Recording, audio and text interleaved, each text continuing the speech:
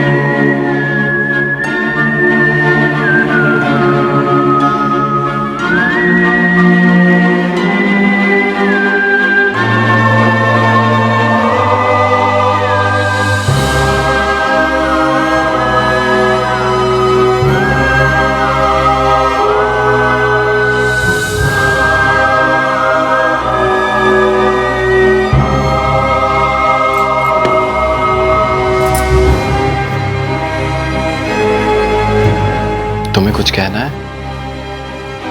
मुझे लगता है कुछ है जो तुम्हें कहना है, नहीं?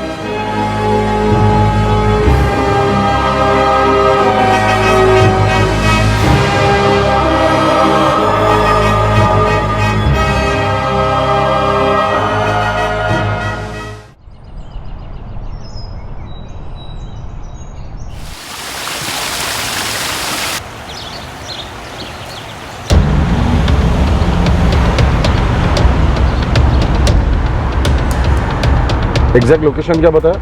कंट्रोल रूम ने कहा है सर, चित्रेवाड़ी टर्निंग।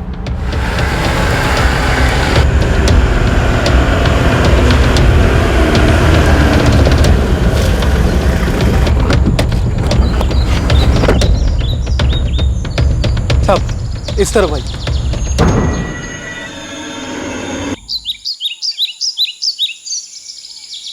मतलब जेबी भी खाली होंगी, फिर भी एक बार चेक कर लो। साहब मैं सवेरे टहलने निकला था, तभी ये देखा। तो रोज सुबह यहाँ टहलने आता है? हो सर।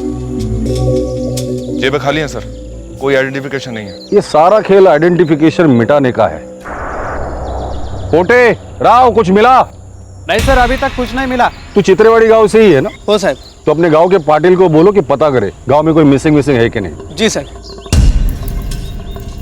ब्लाइंड केस लगता है सर। दरअसल अश्विन ब्लाइंड कातिल होता है, इसे लगता है पहचान मिटाने से उसका जुर्म में मिट जाएगा। लगता है काफी खुन्नस रही होगी। जी हाँ, काफी पीटा गया है। विक्टिम की उम्र क्या होगी? 23 से 26 साल। और मौत का समय? मौत को 24 घंटे नहीं हुए हैं इंस्पेक्टर, पेट में अनडाइजेस्टेड खाना था। आज 17 अगस्त है, मतलब कत्ल कल 16 अगस्त को हुआ होगा। जी। लंच के बाद या डिनर के बाद? लंच के बाद। 18 घंटे से ऊपर हो चुके हैं।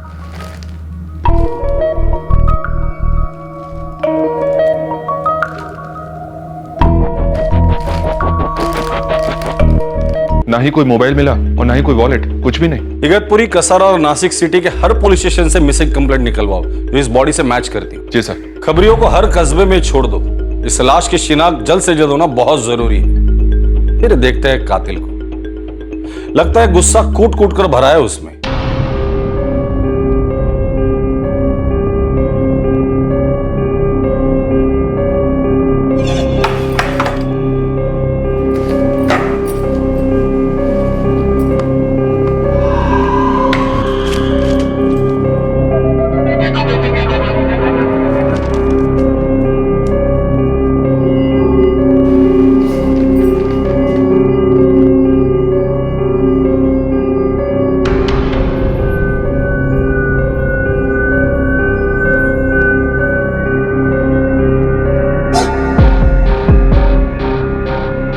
मुझे लगता है कुछ है जो तुम्हें कहना है, नहीं?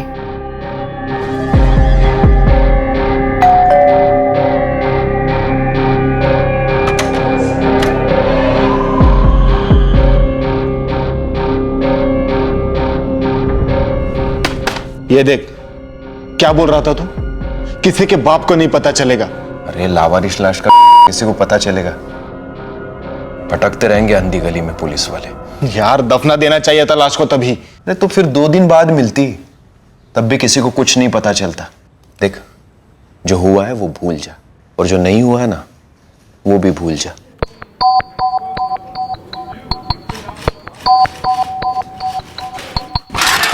मैडम आती हूँ का? आओ Shirke. Madam, Chitrewadi police station Igatpuri को चित्रेवाड़ी के पास कल एक लाश मिली पहाड़ पर, चेहरा बिगड़ा हुआ। मैडम, आज जब हम लौटे तो मुझे ख्याल आया कि ये खबर कल आई थी इगतपुरी थाने से। उन्हें यहाँ के मिसिंग कंप्लेंट्स के बारे में जानकारी चाहिए थी। अपना केस और चित्रेवाड़ी का केस कोई कनेक्शन दिख रहा है? कहाँ मिली और कब? आज सुबह मिली सर। आज सुबह? जी सर, कसारा घाट पर। वाकोरली के किसी गांव वाले ने लाश देखी जंगल में।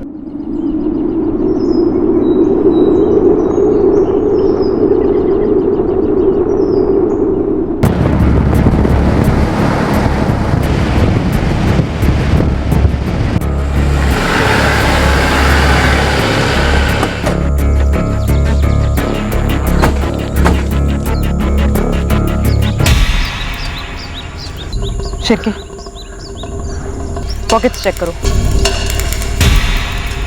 नहीं मैडम, कुछ भी नहीं मिला। बटुए मोबाइल के लिए सारा एरिया सर्च करो। कोई भी आइडेंटिफिकेशन नहीं मिल पाई सर, न लाश पर से न आसपास से। पोस्टमार्टम झालं? चालू है सर सिविल हॉस्पिटल में। जैसे ही पोस्टमार्टम हो जाए मुझे सारे डिटेल्स चाहिए, क्योंकि अनीता, एक जिला, 2 दिन, 2 जंगल और 2 आदमियों की लाशें, दोनों के चेहरे बिगाड़े हुए, बॉडी पर आइडेंटिफिकेशन का एक भी कतरा नहीं।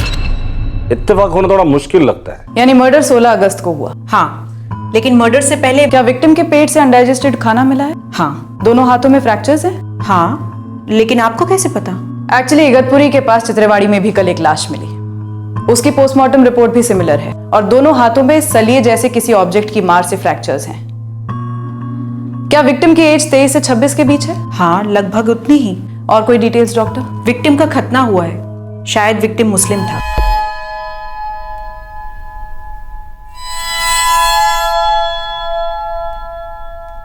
अब तुम्हें फोन करने के लिए वक्त देखना पड़ेगा मुझे लगता है कुछ है जो तुम्हें कहना है।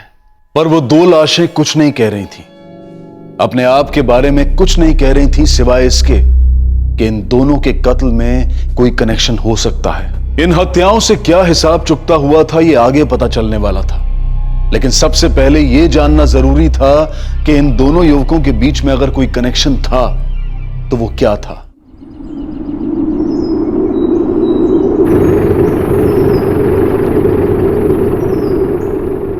दूसरा चित्रेवाड़ी वाला, हिंदू क्रिश्चियन, पता नहीं। पूरे जिले में इन दोनों के प्रोफाइल से मैच करती कोई मिसिंग कंप्लेंट नहीं मिली है। सर, कसारा घाट पर जो बॉडी मिली इस मुस्लिम लड़के की, उसकी फोटोज हमने सब जगह घुमाई, पोस्टर बनवाए, लेकिन कहीं से कोई रिस्पांस नहीं मिला। मुझे लगता है ये दोनों एक दूसरे से कनेक्टेड है। हम उम्र थे, शायद दोस्त होंगे, फिर अभी तक हमें कोई मिसिंग कंप्लेंट क्यों नहीं मिली? हो सकता है ये दोनों एरिया के बाहर से आए हो और यहां मारे गए हो। पॉसिबल है सर, हो सकता है सर इनके किसी करीबी ने ही ये कांड कर दिया है, इसलिए अभी तक आइडेंटिफिकेशन के लिए सामने नहीं आ रहा है। 2 नौजवान थे और जैसा कि आप कह रहे हैं जिले के बाहर से हो सकते हैं। लाशों की डिटेल्स हमने महाराष्ट्र स्टेट के सभी थानों में भेज दी है। वैसे लाशों की फोटोज के अलावा कोई और आइडेंटिफिकेशन की डिटेल्स हमारे पास है नहीं। कातिल ने दोनों के आइडेंटिफिकेशन मिटा दिए, फिर भी मिटे सबूत से हम कोई ना कोई सुराग जरूर ढूंढ निकालें।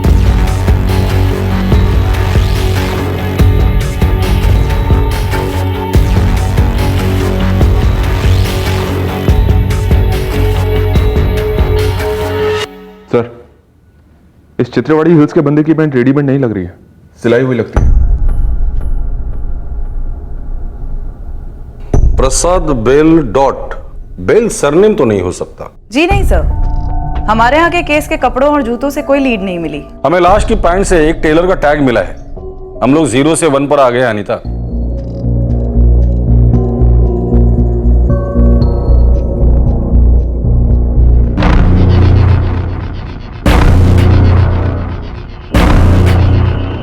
सर, ये पेंट के लेवल पर BEL डॉट मतलब बेल डॉट, ये बेलापुर हो सकता है सर, जो यहां से ज्यादा दूर नहीं है। उसके आगे बेलगांव भी हो सकता है, जो कर्नाटक में है सर। और ये प्रसाद, ये शायद किसी टेलर का नाम होगा सर, जिसने वो पेंट से लिया है। बेलापुर और बेलगांव, हम लोग यहां है, ये अपनी इगतपुरी, और ये रहा आपका कसारा।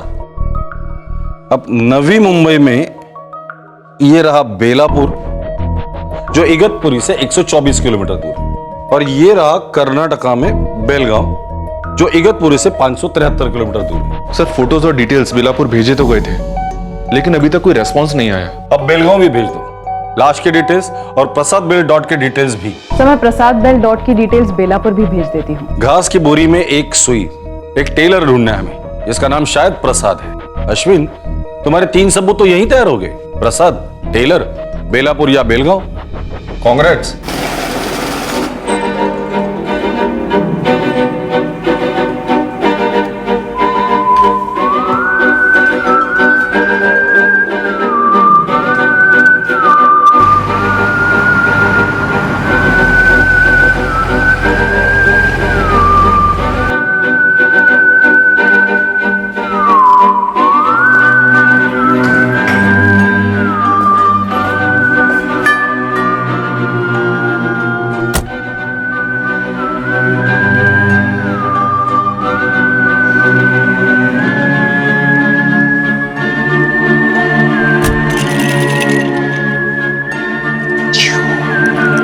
मैं चाय बनाऊं?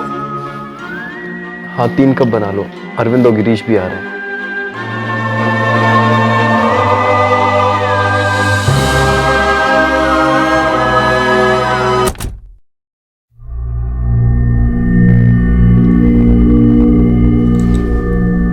पिछले 5 दिनों से इतनी बड़ी बड़ी फोटो आ रहे हैं दोनों की, उसी टाइम दफना देना चाहिए था यार। अब हो गई गलती यार, अब कर भी क्या सकते हैं, बदल तो नहीं सकते ना।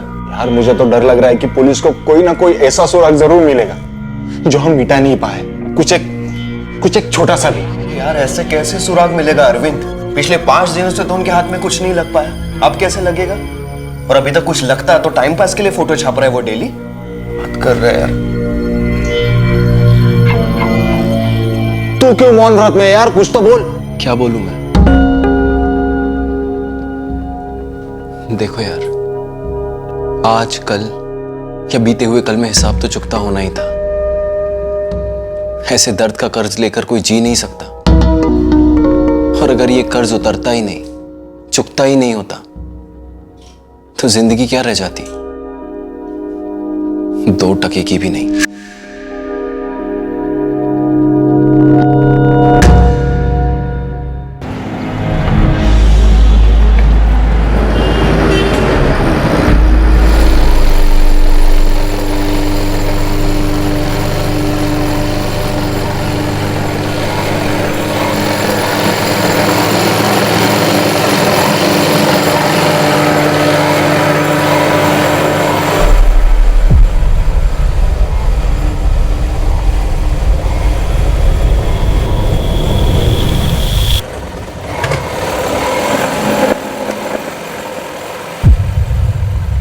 साहब लाशों के फोटो से कुछ भी हाथ नहीं लगा है, लेकिन यहाँ बेल गांव में प्रसाद टेलर मिला है, नकुल नगर में। इस प्रसाद टेलर के टैग का फोटो लेकर भेज मुझे। ठीक है सर। मैच हो रहा है सर। अश्विन, इस बार सच में कांग्रेट्स। चलो, खाता तो खुल गया।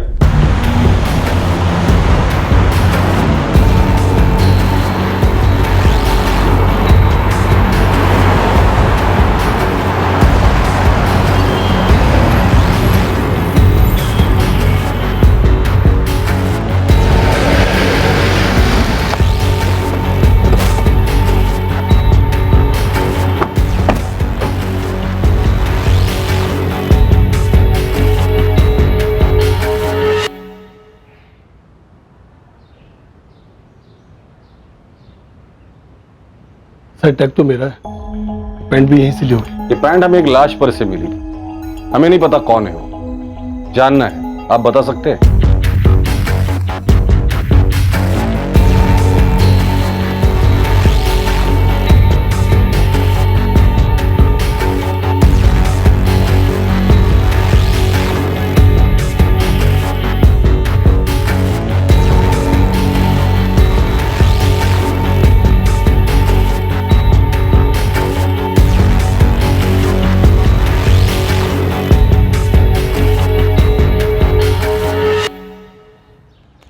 सर ये प्लास्टिक खोल कर देख सकते हैं?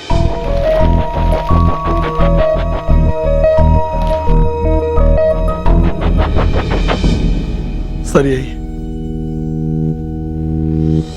प्रकाश गौड़ा 15 फरवरी 2013 को पैंट सिलाई थी। आप फोन नंबर या एड्रेस नहीं लेते क्या? सर एड्रेस की कभी कोई जरूरत पड़ी नहीं, और मैं किसी घर जाता नहीं। जैसे कपड़े सिलवाने होते हैं यहाँ के नाप देता और सिलवा के ले जाता है। तो ये प्रकाश गौड़ा है कौन? मैडम इसका तो चेहरा भी ठीक तरह से नहीं दिख रहा। क्योंकि चेहरा बिगाड़ दिया गया है जानबूझकर।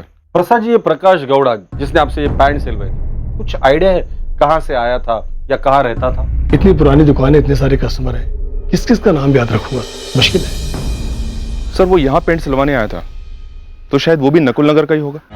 सर इस नकुल नगर में कई सारे मोहल्ले हैं। प्रकाश गौड़ा, उम्र 23 से 26 के बीच। सर यहाँ का लोकल पुलिस स्टेशन है नकुल नगर पुलिस स्टेशन, पर वहां जाके मैंने चेक किया, वहाँ किसी भी प्रकाश गौड़ा नाम के बंदे का मिसिंग कंप्लेंट नहीं है। शायद वो यहीं का होगा सर, लेकिन रहता इगतपुरी की साइड में होगा। उसकी फैमिली भी यहीं रहती होगी, और हो सकता है सर उनको इस बात का पता ही ना हो कि क्या कांड हो गया। सर अगर आप इशारा करो तो मैं लड़कों को काम पे लगा देता हूँ। ठीक है गोविंद, तेरे लड़कों को काम पे लगा दे और जल्द से जल्द बता दे ये प्रकाश गौड़ा है कौन और क्यों मारा गया। अंधी गली की पहली दीवार फांद ली गई थी, रोशनी नजर आ रही थी पर रास्ता नहीं।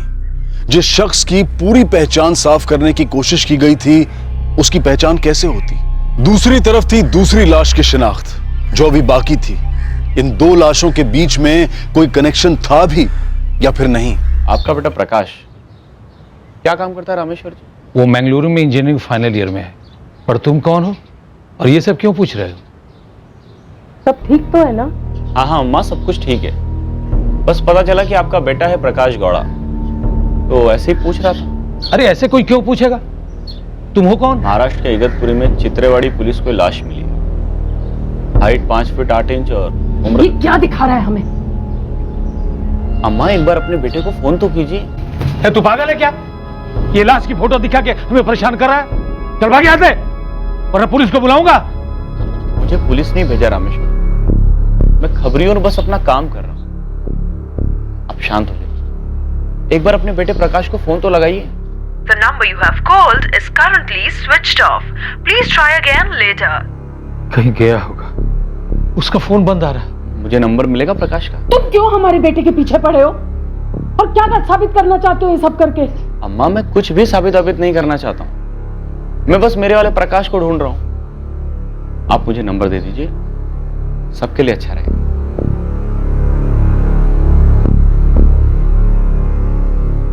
हॉस्टल में रहता है ना प्रकाश? यहाँ मोहल्ले में कोई दोस्त है उसका? उसका दोस्त है वाजिद बेग, लेकिन वो नकुल नगर में नहीं, मोमी नगर में रहता है। वो भी इंजीनियरिंग करता है, वही हॉस्टल में दोनों रूम शेयर करते हैं। वाजिद बेग कहा ना? हाँ।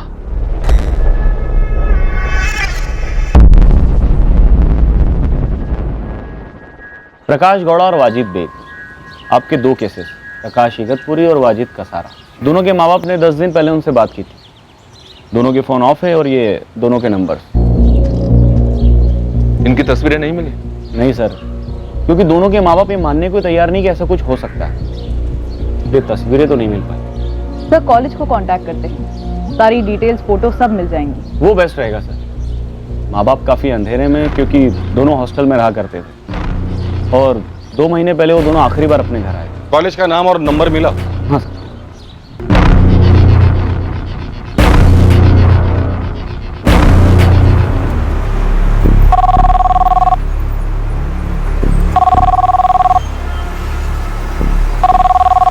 यस सर, प्रकाश गौड़ा और वाजिद बेग दोनों हमारे हॉस्टल में रहते हैं सर। दोनों फाइनल ईयर बीई के स्टूडेंट्स हैं सर। इस वक्त कहाँ हैं? सर इस वक्त तो दोनों बाहर गए हुए हैं। बाहर मतलब?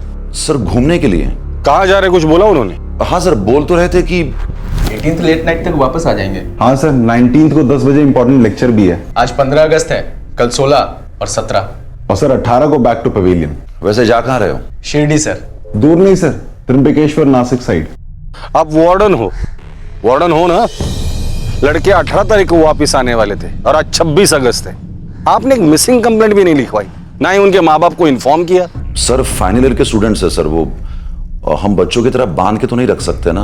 और वैसे भी ये लोग होटल की तरह यूज करते हैं सर हॉस्टल को, कब आए कब गए कोई भरोसा नहीं, इसलिए हम भी ज्यादा इंटरफेयर नहीं करते हैं सर। लेकिन अब आपने फोन किया है तो थोड़ा टेंशन हो रहा है सर। बहुत बड़ा टेंशन है मिस्टर वार्डन। मेरे इस नंबर पे वो दोनों लड़कों के लेटेस्ट फोटोग्राफ भेजो अभी। लगभग तय है कि दोनों लाशें प्रकाश गौड़ा और वाजिद बेग की ही है। दोनों 24 साल के। 15 अगस्त को मैंगलोर से निकले थे और 18 को लौटने वाले थे और 16 दोपहर को उनका मर्डर हो गया। ट्रैकिंग पर दोनों के नंबर्स डाल दिए हैं सर। अनीता, दोनों परिवार को ये न्यूज ब्रेक करनी होगी। और सर जी वो लोग ये बात बिल्कुल भी नहीं मानेंगे। एक काम करते हैं, दोनों परिवार को हमारे साथ लेकर जाते हैं और डेड बॉडीज दिखाते हैं। चेहरा बिगड़ा हुआ है ठीक है, लेकिन माँ बाप तो अपने बच्चे के साये को भी पहचान लेते हैं। सर मैं गोविंद के साथ जाती हूँ और उन लोगों को मना लाती हूँ।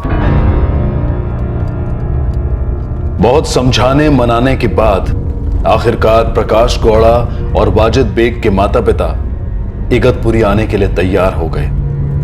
दोनों युवकों के माता पिता को तनाव, दर्द और डर की सख्त गिरफ्त ने कसकर पकड़ रखा था, पर वो मानने को तैयार ही नहीं थे कि उनके जवान बेटे अब इस दुनिया में नहीं रहे।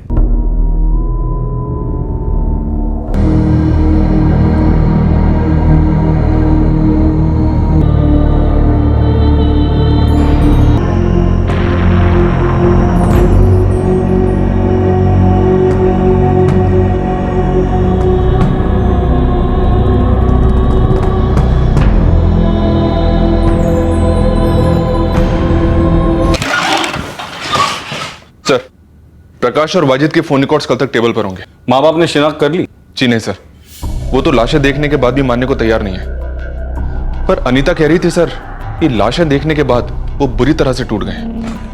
जब तक माँ बाप कंफर्मेशन नहीं देते इस केस में हम लोग आगे नहीं बढ़ सकते। देखते दोनों के कॉल रिकॉर्ड से क्या मिलता है हमें, क्योंकि कॉल रिकॉर्ड हमें बता सकता है कि ये दोनों कहां गए थे और क्यों मारे गए। और अगर छोटा सा भी चांस है कि ये वो दोनों नहीं है, वो भी साबित हो जाएगा। यही साबित हुआ कि ये लाशें प्रकाश गौड़ा और वाजिद बेग की ही हैं और फोन रिकॉर्ड्स आने का इंतजार भी नहीं करना पड़ा। उसी दिन पुलिस को एक ऐसी लीड मिली जिससे यह साबित हुआ कि ये दोनों final year engineering students Karnataka के मैंगलुरु शहर से महाराष्ट्र के नासिक डिस्ट्रिक्ट में ऐसी भयंकर मौत मरने के लिए कैसे पहुंचे और क्यों।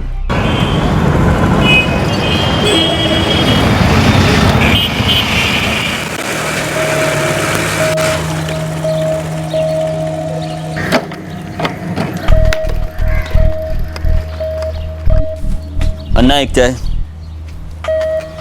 एक वैशाली है, नासिक में रहती है। पूरी हिस्ट्री बता।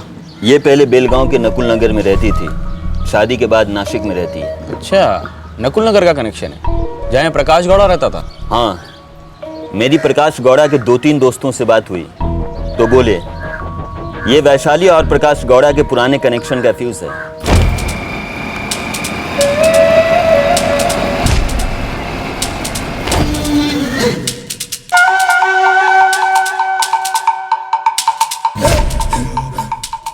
दो साल लव स्टोरी पटरी पर थी। 3 साल पहले हीरोइन हीरो से अलग हुई, फिर शादी करके नासिक में बस गई। मतलब हीरोइन का पति विलन है? इतना तो पता नहीं है गोविंद भाई। पति का नाम नितिन महाडिक है, बैंक में काम करता है, एक बच्ची भी है। तो जो लव स्टोरी हीरो हीरोइन प्रकाश और वैशाली की, ये फिर से जाग गई या फिर कभी सोई नहीं थी? इतनी बाल की खाल नहीं की है लव स्टोरी की। आपको कनेक्शन मांगता था, मैंने फीस दिखा दिया। सही कनेक्शन ढूंढा है तूने गोविंद। अब इस नितिन और वैशाली का नासिक का एड्रेस और फोन वोन निकलवा कहीं से। नोट करो साहब, ये 100% कोई पुराना हिसाब चुकता हुआ है। नितिन और वैशाली दोनों के नंबर ट्रैकिंग पर डाल दिए? जी हाँ सर। कॉल रिकॉर्ड आने का इंतजार करते हैं, फिर देखते हैं इन दोनों को।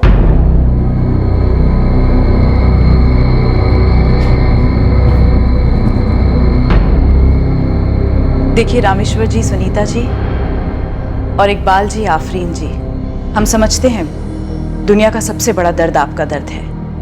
आप कहेंगे ये मेरा बेटा नहीं है तो हमें एक लंबा प्रोसेस फॉलो करना पड़ेगा, डीएनए टेस्ट वगैरह करना पड़ेगा, वक्त लगेगा, मगर सच साबित होकर रहेगा। और सच तो यह है कि आप लोगों ने अपने बेटों को पहचान लिया है। रामेश्वर जी, 3 साल पहले नकुल नगर में एक लड़की रहती थी, वैशाली।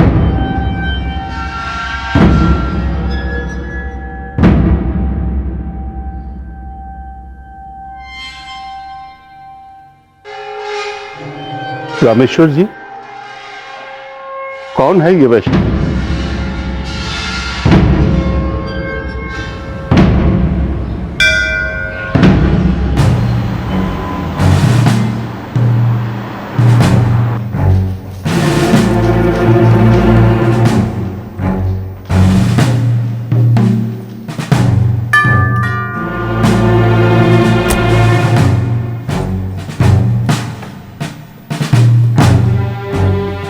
जी सर। वैशाली महाड़े। जी। क्या हुआ सर? नितिन महाड़े को। जी हाँ, क्या बात है? प्रकाश गौड़ा और वाजिद बेग बेंगलुरु से आए थे और 16 अगस्त की दोपहर को तुम दोनों से मिले थे। क्या? सबूत है हमारे पास नितिन, चलो दिखाते हैं तुम्हें। न नितिन न वैशाली भाप पा रहे थे कि इतनी बारीकी से पूरा ऑपरेशन प्लान करने के बावजूद पुलिस उन तक कैसे पहुंच पाई थी।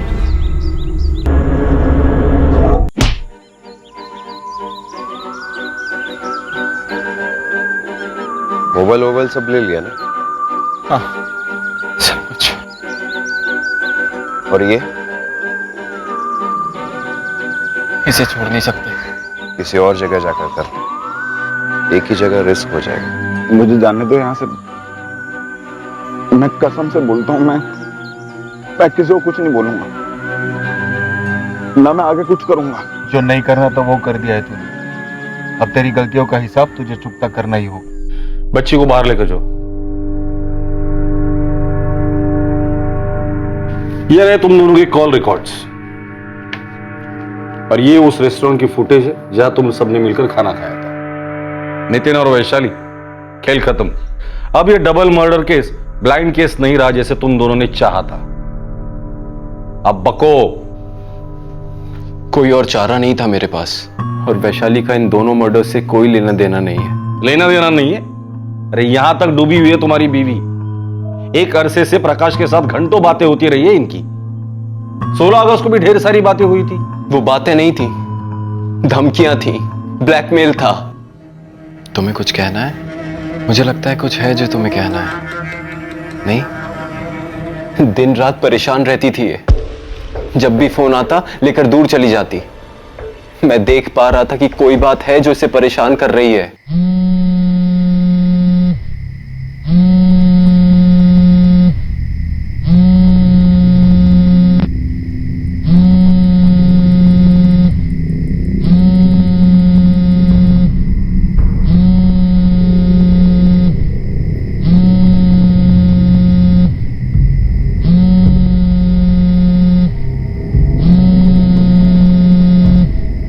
प्रकाश, तुम ऐसा क्यों कर रहे हो मेरे साथ? मैं हाथ जोड़ती हूँ, प्लीज मुझे ऐसे परेशान मत करो। मुझे बहुत ज्यादा तकलीफ हो रही है।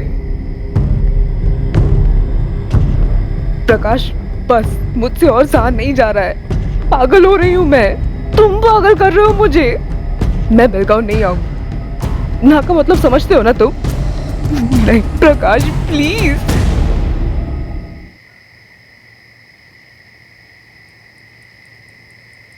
अब तो बोलोगी, क्या खाया जा रहा है तुम्हें? कुछ नहीं नितिन। वैशाली, तुम्हारी कोई भी तकलीफ अगर तुम्हारे अलावा कोई दूर कर सकता है तो वो मैं हूं। भरोसा करो मुझ पर। कोई तकलीफ नहीं है नितिन, सच में कोई भी तकलीफ नहीं है।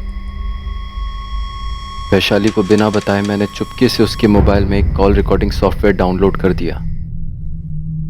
अगले कुछ दिनों तक की मैंने उसकी सारी बातें अपने फोन पर ट्रांसफर कर ली थी। 2 साल हुए हमारी शादी को, एक बच्ची है, और आप देख पा रहे हैं कि मुझे मेरी पत्नी पर पूरा भरोसा है। बस एक बात का भरोसा नहीं था कि ये तकलीफ में नहीं है, क्योंकि ये तकलीफ में थी, भयंकर तकलीफ। ऐसे टॉर्चर मत करो मुझे प्रकाश। ऐसे टॉर्चर वॉर्चर बोल के मुझे विलेन मत बना प्लीज। मस्त चल रही है ना तेरी लाइफ, तो चलने देना। मैं थोड़ी बोल रहा हूँ, वो सब छोड़। हाँ, बस तेरी लाइफ को ना कंप्यूटर की तरह A ड्राइव, B ड्राइव और C ड्राइव में बांट दे। मैं तेरा एक्सटर्नल ड्राइव, मेमोरी हूँ, उसे इरेज मत कर। बीच बीच में कुछ डाउनलोड कर, उसे यूज कर। यूज नहीं प्रकाश, ऐसा कुछ नहीं होगा। मैं अपने पति के साथ कभी भी चीटिंग नहीं करूंगी, और अब मैं एक माँ भी हूँ प्रकाश। तो और भी अच्छा है ना, कभी किसी को कोई शक भी नहीं होगा। नहीं, तेरा बेलगाम आना एकदम आसान हो जाएगा। सबको कहना कि मैं के जा रही हूँ बच्चे के साथ। बच्चा तेरी मम्मी संभालेगी और हम दोनों एक दूसरे की जरूरतें संभालेंगे इस मस्त होटल रूम में। तेरी शादीशुदा जिंदगी में रत्ती भर की तकलीफ नहीं होगी। हो रही है प्रकाश, बहुत ज्यादा हो रही है। तुम्हारी इन फोन कॉल्स की वजह से। तकलीफ? असली तकलीफ क्या होती है मालूम? असली तकलीफ वो होगी जो तेरे पति नितिन को होगी। अगर मैं उसे बता दूं कि तेरी वाइफ किसी टाइम में मेरी लाइफ थी और हम लोगों ने बिना शादी के इतने सारे सुहाग दिन, सुहाग रात, सुहाग दोपहर मनाई कि हमारी लाइफ की अगर पिक्चर और वीडियो एल्बम देखते बैठेगा ना वो, तो सुबह हो जाएगी। बस बस बस बस, रोना बंद कर और काम की बात सुन। मैं और मेरा दोस्त वाजिद याद है ना तुझे? वाजिद, हम लोग शिरडी आ रहे हैं, तेरे नासिक से ज्यादा दूर नहीं है। तू बस हमारे होटल रूम पे आ जा और मना मत करा, कोई महापाप नहीं हो रहा है और कभी किसी को कुछ भी पता नहीं चलेगा। हाँ, अगर नहीं आई ना तो सबको जरूर पता चलेगा। तुम्हें कुछ कहना है? मुझे लगता है कुछ है जो तुम्हें कहना है। नहीं? सुनो, तुम प्रकाश और वाजिद को घर पर ही बुला लो। हाँ, सच्ची बोलो प्रकाश गौड़ा को कि एक बार मेरे पति से मिल ले, उसके बाद तुम्हें उसके साथ रिलेशनशिप जारी रखने में आसानी होगी। नहीं नितिन, मेरा उसके साथ कोई रिश्ता नहीं है। प्रकाश मेरा एक्स है और अब वो मुझे ब्लैकमेल कर रहा है। मैं जानता हूँ वैशाली, मैंने तुम्हारे फोन में एक कॉल रिकॉर्डिंग सॉफ्टवेयर डाउनलोड कर दिया था ताकि तुम्हारी तकलीफ जान सकूं। क्या? मुझे ऐसा करना पड़ा क्योंकि तुम घुट घुट कर मर रही थी दिन रात, पर मुझे तुम पर पूरा भरोसा है। एक अरसे से वो तुम्हारी जान ले रहा है। अब इस मामले को मुझे मेरे हाथों में लेने दो प्लीज। बुलाओ दोनों को, 16 को बुलाओ। वैशाली ने वही किया जो मैंने उससे कहा। वैशाली को पता था कि तुमने उन दोनों को मारने का प्लान बनाया था? सर, मेरा ऐसा कोई प्लान नहीं था, तो बस उसे समझाने गया था। ये अरविंद और गिरीश कौन है? उनको क्यों बुलाया था? दोस्त हैं सर, वो सेफ्टी के लिए बुलाया था उन दोनों को। प्रकाश और वाजिद को मिलने के बाद क्या हुआ? हम लोगों ने साथ में खाना खाया। वैशाली एकदम नॉर्मल थी। खाना वाना होने के बाद मैं उन दोनों के साथ इगतपुरी निकल गया। क्या कहकर? यही कि कोई ढंग का अरेंजमेंट करते, आराम से बात करते। मुझे ये सारा मामला बड़ी शांति से और आराम से सेटल करना था, जो सबके लिए सही होता।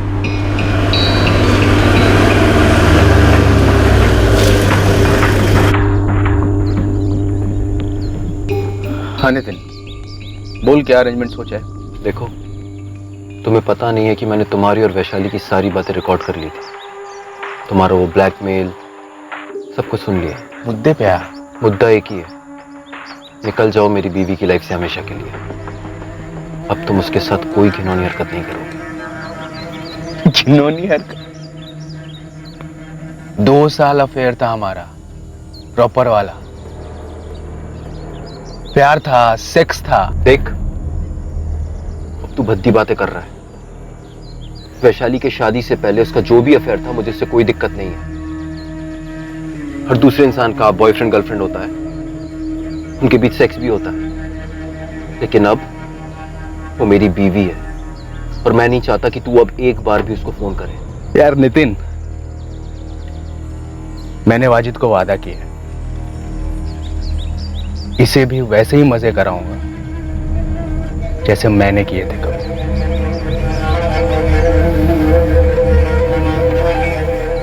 वाजिद, तुझे सब सही लगता है?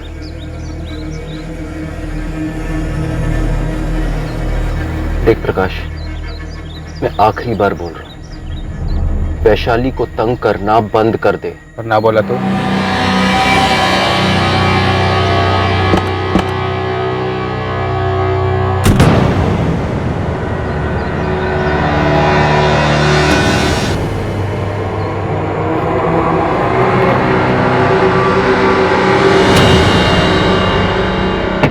अरे बाप रे, डर गया मैं।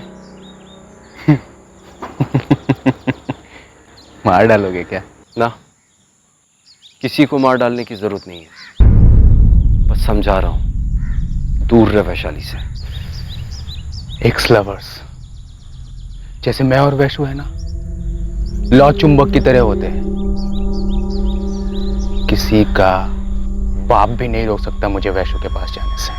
शराफत से मैंने जो हो पाया किया, पर वो शायद मेंटल था। मैं उसे समझाने की कोशिश कर रहा था, लेकिन वो अपनी जिद पे अड़ा हुआ था कि वो मेरी पत्नी को परेशान करना बंद नहीं करेगा। बस फिर मैंने सोचा हिसाब चुकता कर लो इसका। और ये इसे छोड़ नहीं सकते। किसी और जगह जाकर करते हैं। एक ही जगह रिस्क हो जाएगा। मुझे जाने दो यहाँ से। मैं कसम से बोलता हूँ, मैं किसी को कुछ नहीं बोलूंगा। तूने कभी समझाया नहीं ना अपने बेस्ट फ्रेंड को? तुझे कभी नहीं लगा कि वो कोई गलत काम कर रहा? और तू भी? मैं बहक गया था। मैं बहक गया था। एक शादीशुदा औरत को वो परेशान कर रहा था, तू भी शामिल था इसमें, मजे ले रहा था। मुझसे बहुत बड़ी गलती हो गई। मुझे माफ कर दो प्लीज। मुझे जाने दो यहां से प्लीज।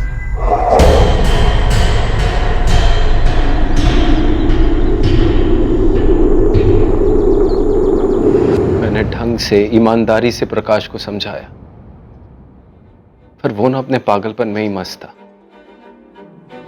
कोई और चारा नहीं छोड़ा था उसने मेरे सामने सिवाय इसके।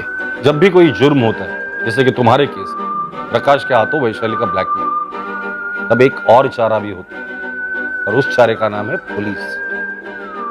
तुम लोगों ने एक बार भी नहीं सोचा इस चारे के बारे में? कानून हिसाब चुकता करता है नितिन। तुमने उसे मारकर अपने हिसाब में इतना बड़ा घाटा मोल लिया है कि अपनी बेटी पर तुम्हारा जिंदगी भर का कर्ज रहेगा। और वैशाली अकेली इस जिम्मेदारी और प्यार का कर्ज कभी चुकता नहीं कर पाएगी।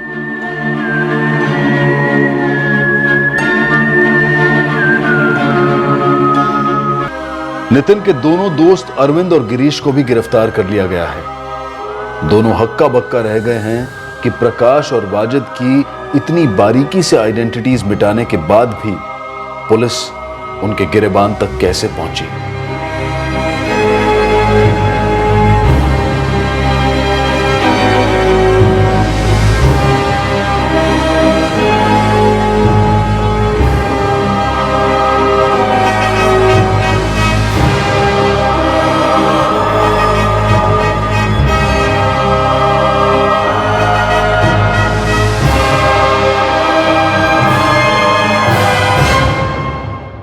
नितिन और उसके दोनों दोस्तों को आईपीसी की धारा 302 के तहत कत्ल के इल्जाम में गिरफ्तार किया गया है। तीनों इस वक्त जुडिशियल कस्टडी में हैं। जब कोई पुराना रिश्ता हैरेसमेंट और ब्लैकमेलिंग का जरिया बनता है, तब वाकई में गहरा मानसिक और इमोशनल ताप होता है। लेकिन इस हैरेसमेंट को चुकता करने का सिर्फ एक ही इलाज होता है, पुलिस में शिकायत। इस केस में एक समझदार और ख्याल रखने वाला पति गलत कदम चल बैठा। कानून से मदद मांगने की बजाय खुद कानून को अपने हाथ में ले बैठा। तनाव का माहौल भले ही कितना भी उत्तेजित क्यों ना करे, लेकिन हमें हर वक्त अपने विवेक और कॉमन सेंस का साथ नहीं छोड़ना चाहिए। क्राइम कोई हिसाब चुकता नहीं कर सकता। क्राइम का अकाउंट सिर्फ एक ही जगह जाकर क्लोज होता है, और वो है अदालत का कटघरा। वजूद बनाना है तो अपने पैरों पर खड़ा होना होगा। किसी और से चोरी करना अपनी ही काबिलियत पर सवालिया निशान होगा।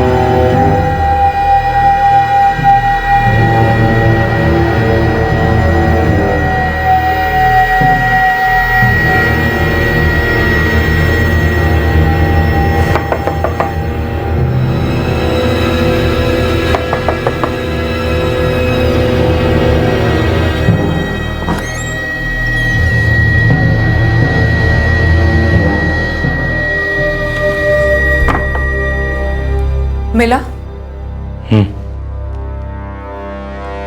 कब करना है? कल निकलते हैं, फिर देखते हैं। सही वक्त पर दे देंगे जवाब।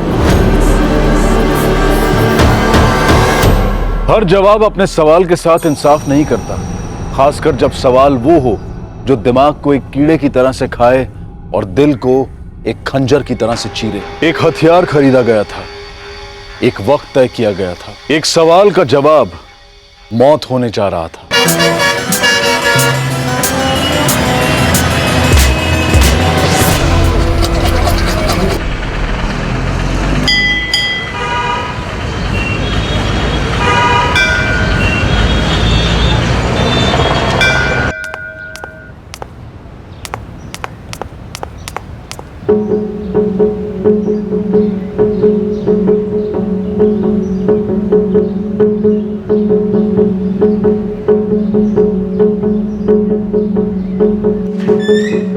निशा, वो ऑर्डर प्लेस हुआ?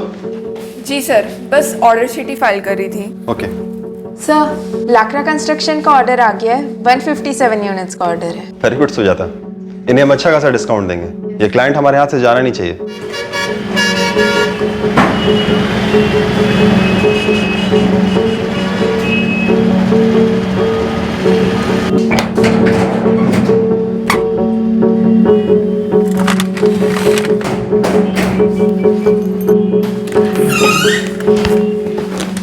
Bye sir. बाय। मैं कम इन सर? आओ सुशांत। सर, ये जेनिथ कंस्ट्रक्शंस का पेमेंट आ गया है। गुड। मैं चलूँ सर? कल वो शगुन बिल्डर के साथ मेरी मीटिंग है, वो मीटिंग खत्म करके ही मैं ऑफिस आऊँगा। सर, ऑर्डर उनसे लेना ही है। वो ऑर्डर तुम पक्का लेकर आओगे। All the best. Thank you sir.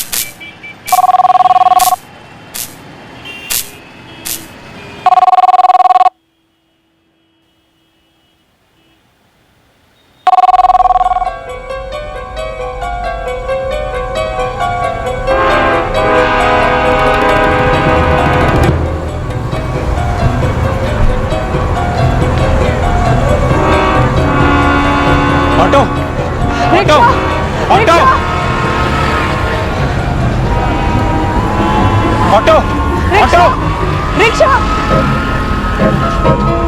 Auto auto rickshaw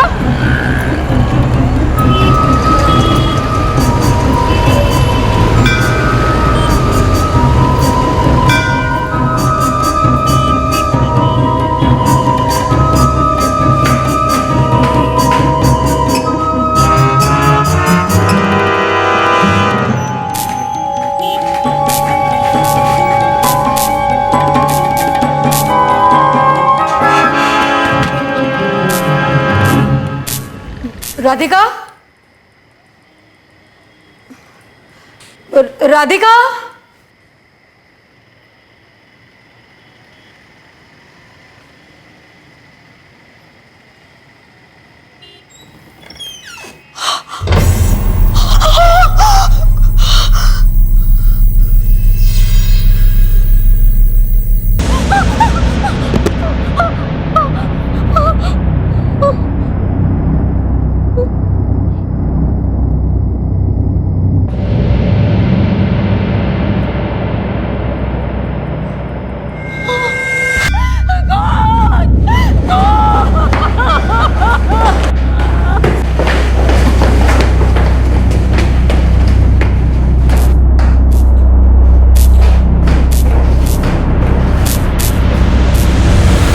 2 murder report हुए हैं राजीव कॉम्प्लेक्स सवालिया रोड से। Office number 213।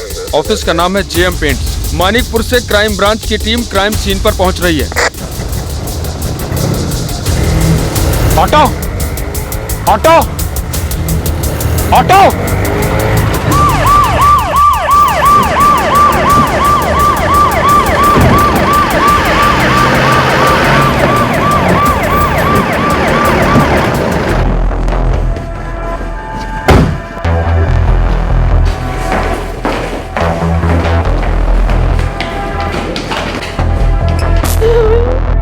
राधिका, मेरे बच्चे।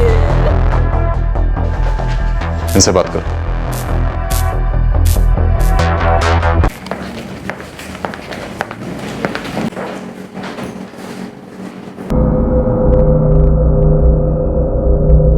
इस कंपनी के मालिक। और वो लड़की? वो राधिका है, मतलब थी। इस कंपनी में प्यून थी सर। उसकी माँ ने ही ये लाशें पहली बार देखी। संभालिए मैडम प्लीज, बताइए हमें हुआ क्या? मुझे नहीं मालूम, मुझे कुछ नहीं मालूम। मेरी बेटी राधिका रोज शाम को अपना काम खत्म करके 6:30 बजे तक घर पहुंच जाती थी, पर आज नहीं पहुंची। इसलिए मैं देखने आई कि क्या हुआ है। तो ये सब देखा। आप यहाँ कितने बजे पहुंची थी? 7:15 के आसपास।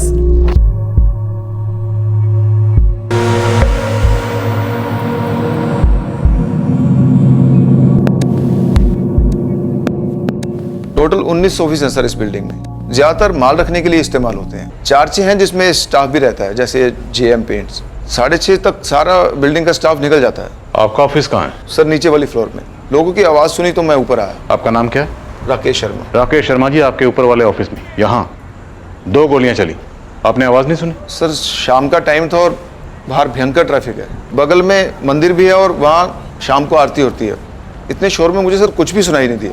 ये हरीश जायसवाल, ये भी 6:30 बजे तक ऑफिस से निकल जाते हैं? नहीं सर, हरीश जी बैठते थे 8 साढ़े 8 बजे तक बैठते थे। हमेशा नहीं, लेकिन कभी कभी। ये कभी 6:30 के आगे नहीं रुकी, ज़्यादातर 6:15 बजे तक निकलती थी। सर राधिका की माँ भी यही कह रही है।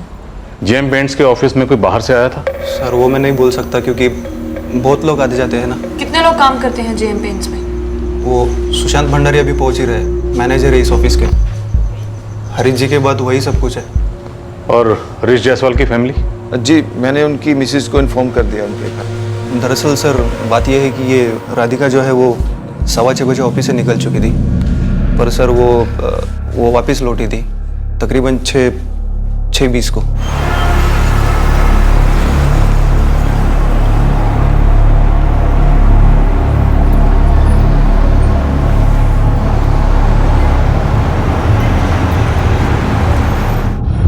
नैना, राधिका की माँ यहाँ कितने बजे पहुंची? 7:15 के आसपास।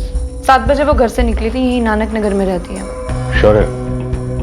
सारी पेट्रोलिंग टीम को अलर्ट करो, नाकाबंदी करो। रश आवर से फुल ट्रैफिक होगी, हत्यारे ज्यादा दूर नहीं निकल पाए होंगे। सर लगता है 1 से ज्यादा हथियारे थे। हर एक नाके पर बाईपास पर नाकाबंदी लगवा दो, स्टेशन रोड पर भी। सर लगता है पियन राधिका चाय बना रही थी 3 लोगों के लिए। एक हरीश जायसवाल के लिए और बाकी के 2 कप्स गेस्ट के लिए। 2 गेस्ट जो शायद हथियारे थे। बंदूक और छुरा 2 हथियार जो इस्तेमाल हुए लगते हैं। जिस किसी पर शक हो उसे डिटेन करो और सारे सस्पेक्ट की तलाशी लो।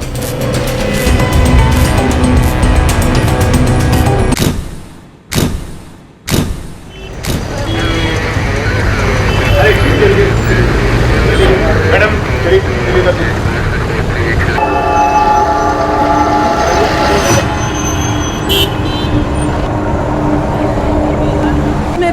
रीना जायसवाल, हरीश जायसवाल मेरे पति हैं। मैडम वो नहीं है। हरीश! हटो, हटो, हरीश! लाइसेंस दिखाओ।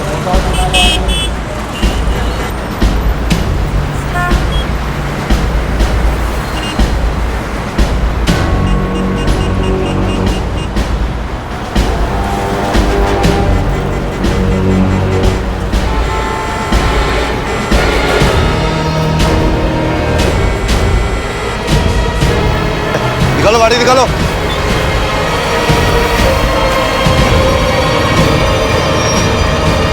कहाँ जा रहे हो तुम लोग? स्टेशन जा। कहाँ से आ रहे हो?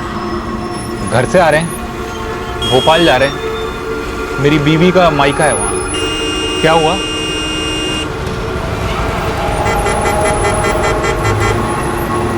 भोपाल जा रहे हो, वो भी इतना छोटा बैग लेके? वो कल रात को ही वहाँ से वापस लौट रहे हैं ना, इसलिए। बैग खोलो, खोलो।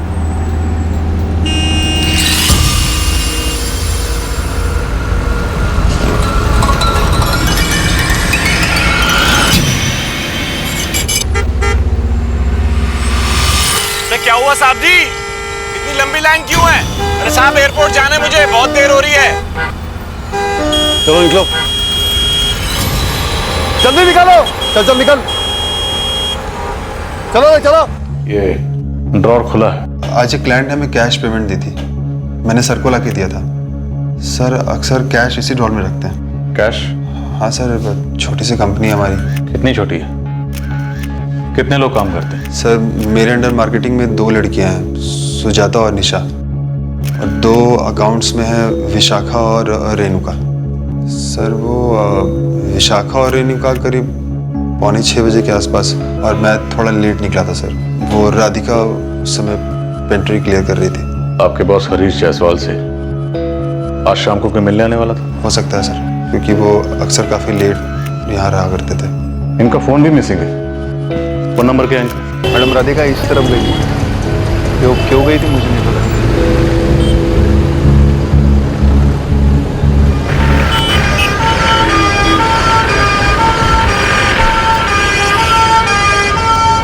हरीश जायसवाल का मोबाइल बंद है सर। कॉम्प्लेक्स में कोई सीसीटीवी है? No sir. किसी इंडिविजुअल ऑफिस में? नो सर, हर ऑफिस में चेक किया मैंने। और सर इस बिल्डिंग में ज्यादातर ऑफिस ट्रेडर्स के हैं। सुशांत जी सर। सुबह आपने कितना कैश हैंड ओवर किया था? सर 3.25 लाख।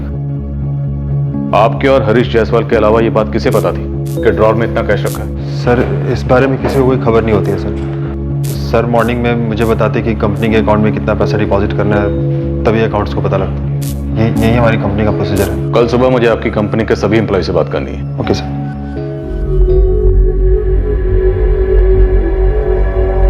एक पत्नी अपने पति को खो चुकी थी, एक बेटा अपना पिता, अपनी जिंदगी का मकसद खो चुकी थी और उम्मीद भी।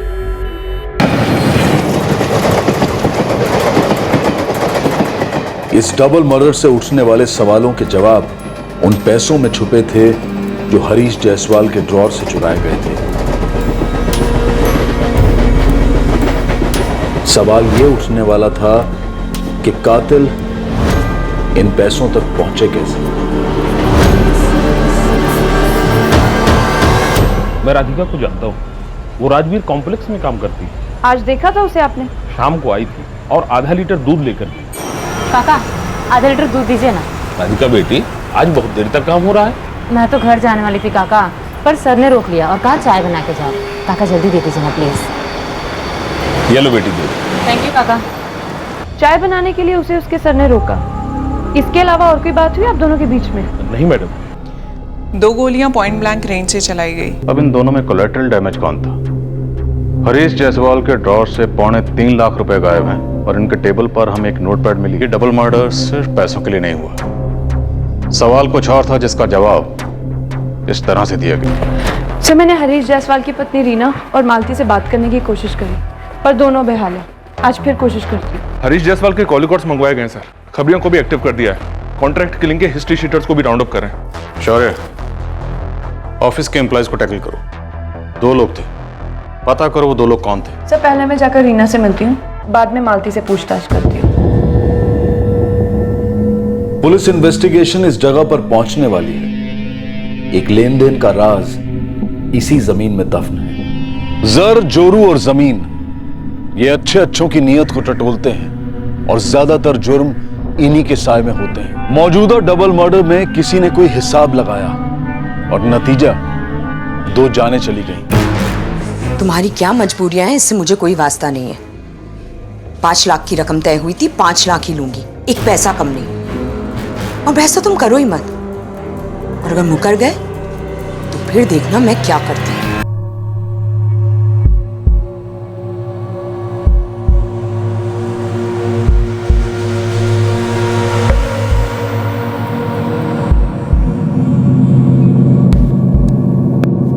सर ये हैंडराइटिंग तो हरीश सर की ही है। एक मिनट सर, ये देखिए। ठीक है, ऑफिस में कोई हिसाब करने के लिए आने वाला था, कोई आइडिया है किसी को? बात मेरे को समझ में नहीं आ रही है सर। ये ब्रेकडाउन तो देखिए आप, 9 लाख, 4.5 लाख, 3 लाख, कैलकुलेशन कुछ समझ में नहीं आ रही है सर। किसी क्लाइंट के साथ कोई नेगोशिएशन चल रही थी? सर पिछले 2 साल से मैं यहाँ काम कर रहा हूँ। जो भी नेगोशिएशंस होती हैं वो मेरे सामने ही होती हैं, मैं ही उसे लीड कर रहा हूँ। सर ये कुछ और हो सकता है सर। रीना जी, आपको हिसाब समझ में आ रहा है?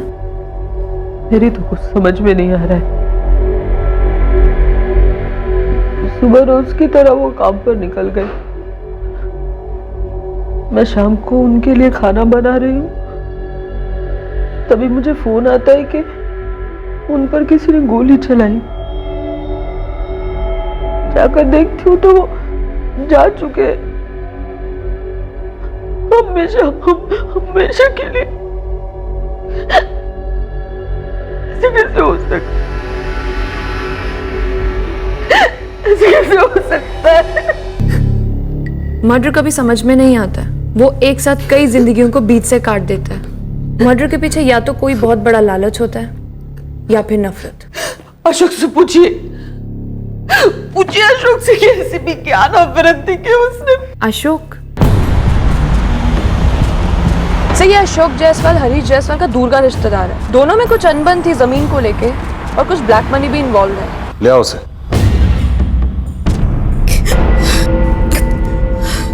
मालती जी संभालिए अपने आप को। हमें बड़ा अफसोस है, दुख है इस बात का कि आपकी बेटी आपसे छिन गई। पर यकीन मानिए, हम कातिलों को जल्दी पकड़ लेंगे। तो साहब उनसे जरूर पूछिएगा कि मेरी बेटी ने उनका क्या बिगाड़ा था। मेरी बच्ची पढ़ाई में बहुत अच्छी थी, पर मैं उसे 12वीं तक ही पढ़ा पाई। उसने ये काम पकड़ लिया ताकि मेरा हाथ बटा सके। बहुत मेहनती थी साहब मेरी बच्ची। राधिका 18 साल की थी, तो क्या उसकी जिंदगी में कोई लड़का नहीं था साहब। मेरी बच्ची के पास तो एक फोन तक नहीं था। सुबह काम पर जाती और शाम को सीधा घर। राधिका यहाँ 1 साल से काम कर रही थी, कभी लेट नहीं हुई, हमेशा तमीज से पेश आती थी। और सर वो 12th पास थे और उसे अलग अलग काम भी आते थे। सुशांत, तुम्हारे और ऑफिस के सारे स्टाफ के नंबर्स मुझे फॉरवर्ड करो, और कल शाम को ऑफिस के बाद आप सब लोग कहाँ थे, क्या कर रहे थे, वो डिटेल्स भी चाहिए। और हाँ, सब कुछ बहुत ध्यान से लिखना, हम हर इंफॉर्मेशन बैक चेक करेंगे। Okay sir.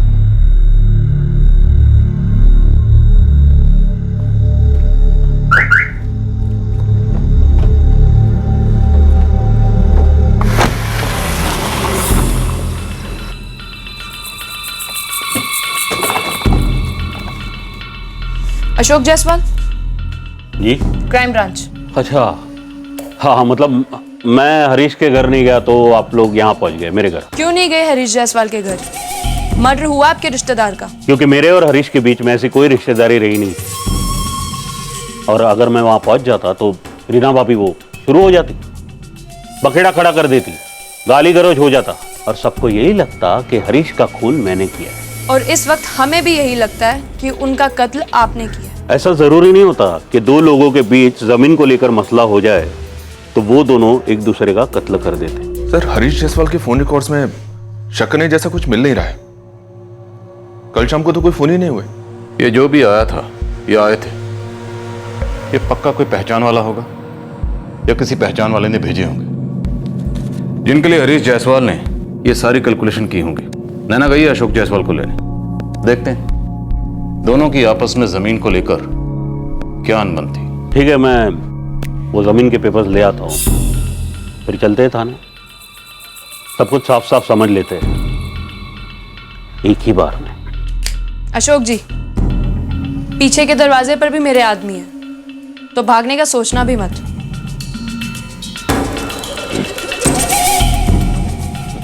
मैडम, अगर भागना होता तो कब का भाग गया होता।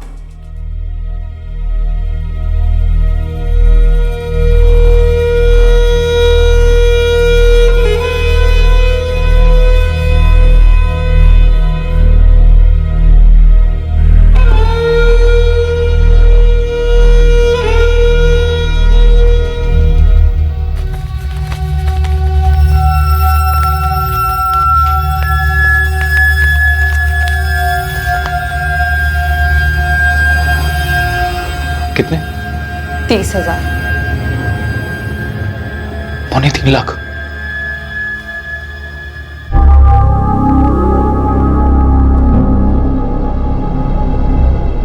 तो हो गई तसल्ली? नहीं जायसवाल साहब, हमें इन पेपर्स को रजिस्ट्रार के ऑफिस में भेजकर क्रॉस चेक करवाना होगा। बेशक सर, वहां भिजवा दीजिए सर, कहीं भी भिजवा दे सकते हैं सर, पर साबित यही होगा कि मेरी नीयत बिल्कुल साफ थी। वो लालच ना हरीश के दिमाग में था सर। रीना जी का तो कुछ और ही कहना है। आपसे किसने कह दिया वो सच बोल रही है? अशोक जायसवाल,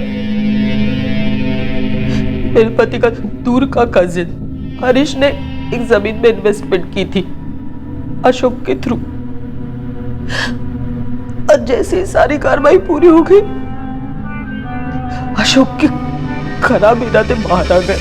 ये तुम बहुत गलत कर रहे हो मेरे साथ अशोक। तुम मुझे ऐसे धोखा नहीं दे सकते। अरे जो रकम हमने आपस में तय की थी वो पूरी कीमत मैं तुम्हें दे रहा हूं ना, फिर तुम ऐसे मुकर नहीं सकते हो। ये सरासर फ्रॉड है। कैसी बातें कर रहे हो तुम? देखो, जमीन मैंने ढूंढी, सारा पैसा मैंने इन्वेस्ट किया है, तो फिर ये जमीन तुम्हारी कहां से हुई? अशोक ने जमीन हड़प ली थी। हड़प ली? क्या बकवास है ये सर। सर जमीन चुनी मैंने, खरीदी मैंने अपने नाम पर। हाँ, वो कुछ पैसे कम पड़ रहे थे मुझे, तो वो मैंने लोन मांगा हरीश से। कितना कम पड़ रहा है अशोक? 11 लाख। हाँ, अगर सूद लोगे तो ज्यादा टाइम लूंगा चुकाने में। कैसी बातें करते हो? अपना टाइम ले लो आराम से, सूद वूद को बाद में देख लेंगे। लेकिन हाँ, जमीन अगर अच्छी है ना तो छोड़ना मत, खरीद लेना।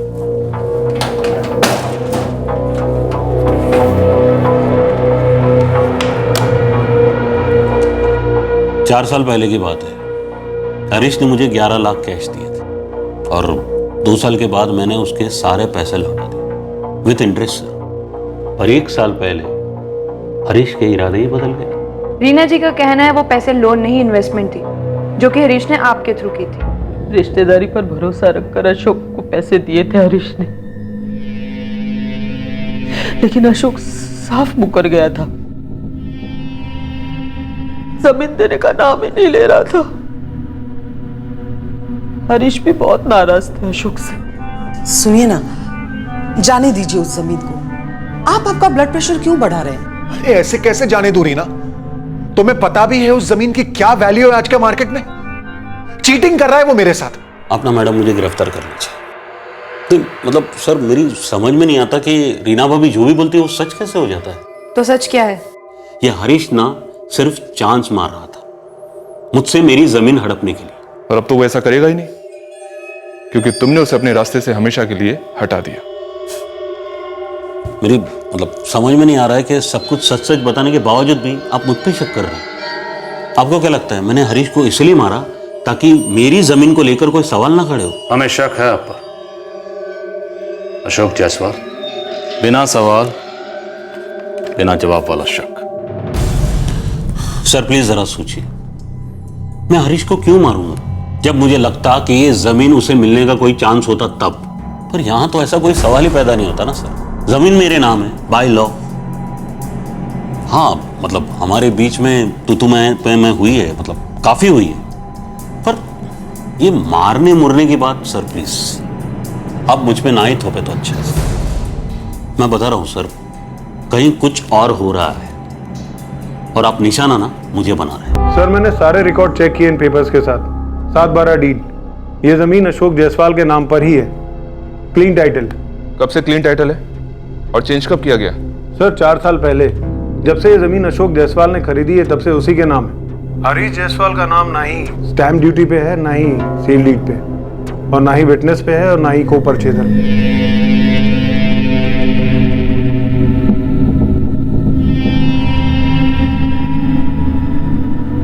जमीन के सारे पेपर्स अशोक जायसवाल के नाम पर हैं। ऐसा लगता नहीं है कि डबल मर्डर जमीन के अनबन से जुड़ा हुआ है। हो सकता है इस अनबन की आड़ में किसी ने किसी और ही सवाल का जवाब दे दिया। सर ये भी तो हो सकता है कि इस प्रॉपर्टी डिस्प्यूट को जानबूझकर हमारे सामने लाया गया हो ताकि इन्वेस्टिगेशन गुमराह की जाए।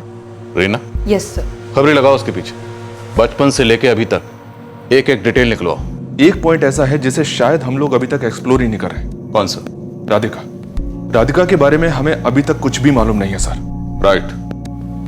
2 कत्ल हुए हैं, 2 गोलियां चली, छुरा चला, कुछ भी हो सकता है।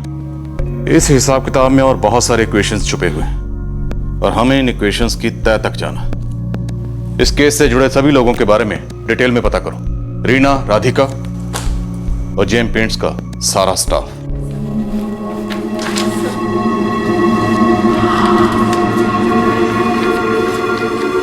सर, यहाँ पे मैंने एक बात मेंशन नहीं की है। कौन सी बात? सर देखिए ना, अगर अवॉइड कर सकते हैं तो। उन्होंने मेरे से सारी डिटेल मांगी है। ऐसी कौन सी बात है जो तुम नहीं बताना चाहती हो? सर एक्चुअली मेरे पेरेंट्स बहुत कंजर्वेटिव है और उनको नहीं पता है कि आई हैव अ बॉयफ्रेंड। ये बात तुम पुलिस को बता दो, क्योंकि उन्होंने जो कहा है मैं वही करूंगा।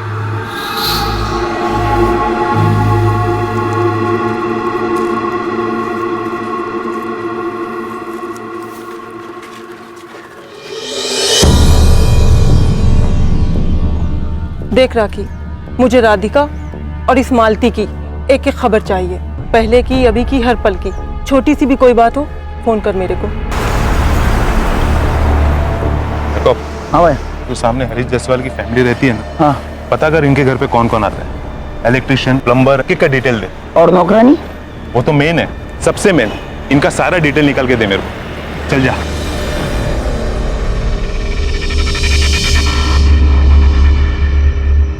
नैना। Yes sir. जेएम पेंट्स के सारे एम्प्लॉइज ने कत्ल की शाम की डिटेल्ड एक्टिविटी रिपोर्ट दी है। और ये रहे उनके फोन रिकॉर्ड्स। ये राधिका रोज एक फिक्स टाइम पे ऑफिस से घर के लिए निकलती थी, लेकिन जिस दिन मर्डर हुआ उस दिन उसे ऑफिस में रोकने के लिए कहा गया। मैंने उसकी माँ से बात की थी, वो बोली 1.5 साल में शायद ही कभी ऐसा हुआ था। राधिका 12वीं तक पढ़ी थी, हिसाब किताब जानती थी। आपको क्या लग रहा है, वो इन्वॉल्व थी? नहीं नैना, बस एक कैलकुलेशन बन रही है। राधिका को इस बात का पता था कि ऑफिस में कैश ट्रांजैक्शंस होते हैं और कैश ऑफिस में ही रखा जाता है, तो हो सकता है उसने अपने साथीदारों को वहां बुलाया, उन लोगों ने वहां लूट की और उस लूट के दौरान ही उन लोगों ने राधिका को भी मार दिया। डबल क्रॉस, बस एक एंगल है। सर परम्यूटेशन कॉम्बिनेशन तो कई हो सकते हैं।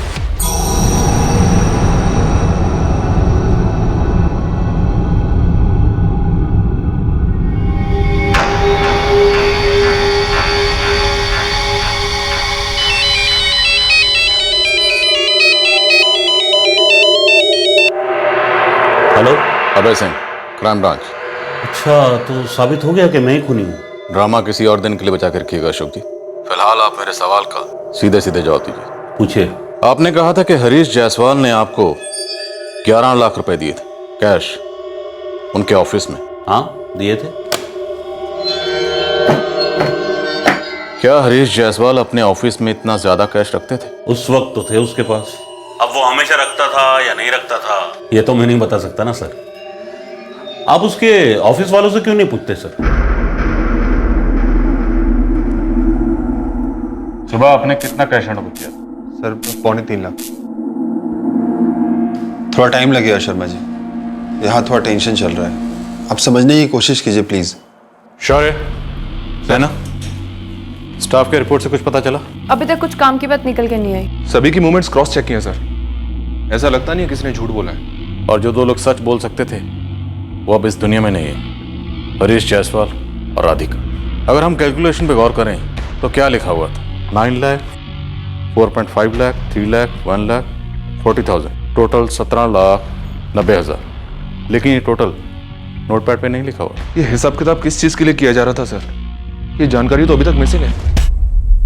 हरीश जायसवाल ने अगर अशोक जायसवाल को 11 लाख रुपए दिए थे और वो भी कैश अपने कैबिन से, तो जाहिर सी बात हरीश जायसवाल के कैबिन में अक्सर इतना ज्यादा कैश पड़ा रहता और शायद कातिलों को भी इस बात का इल्म था, इसलिए वो फर्जी डील करने के बहाने से उसके कैबिन में आए। उनकी डील तो नकली थी लेकिन हथियार असली थे। उन हथियारों से उन्होंने हरीश जायसवाल और राधिका का कत्ल किया और कैश लूटकर भाग गए। सर हमें ऐसा लगता है कि शायद राधिका को इस बात का पता होगा कि केबिन में कैश कहाँ रखा रहता है। पॉसिबल। और वो मार्केटिंग मैनेजर सुशांत भंडारी, उसे ना सिर्फ इतना पता होता है कि कितना कैश कहाँ पर जाना है, कितना कैश कहाँ से आना है, बल्कि ये भी पता होता है कि इस वक्त ऑफिस में कितना कैश रखा है।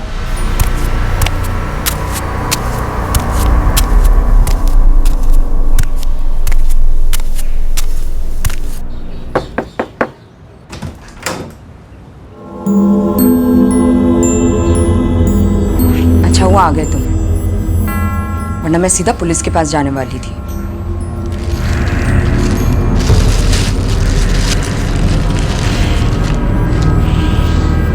ये 5 लाख तो नहीं लग रहे? 1.5 लाख हैं, अभी इतने ही हाथ हैं। हमारा आमने सामने बैठ के हिसाब किताब तय हुआ था ना? हिसाब से मुकर नहीं रहा हूं मैं। 5 लाख देने थे, 5 लाख ही दूंगा। अभी मेरे पास इतने हैं, बाकी भी जल्दी दे दूंगा।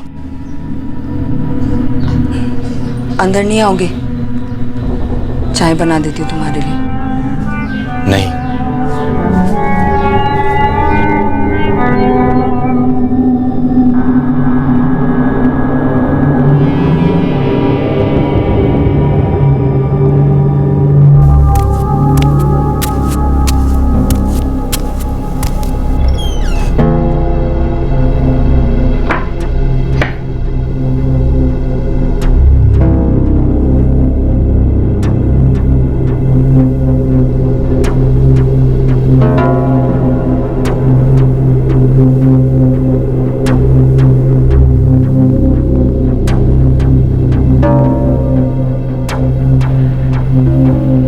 मैं प्रेग्नेंट हूँ।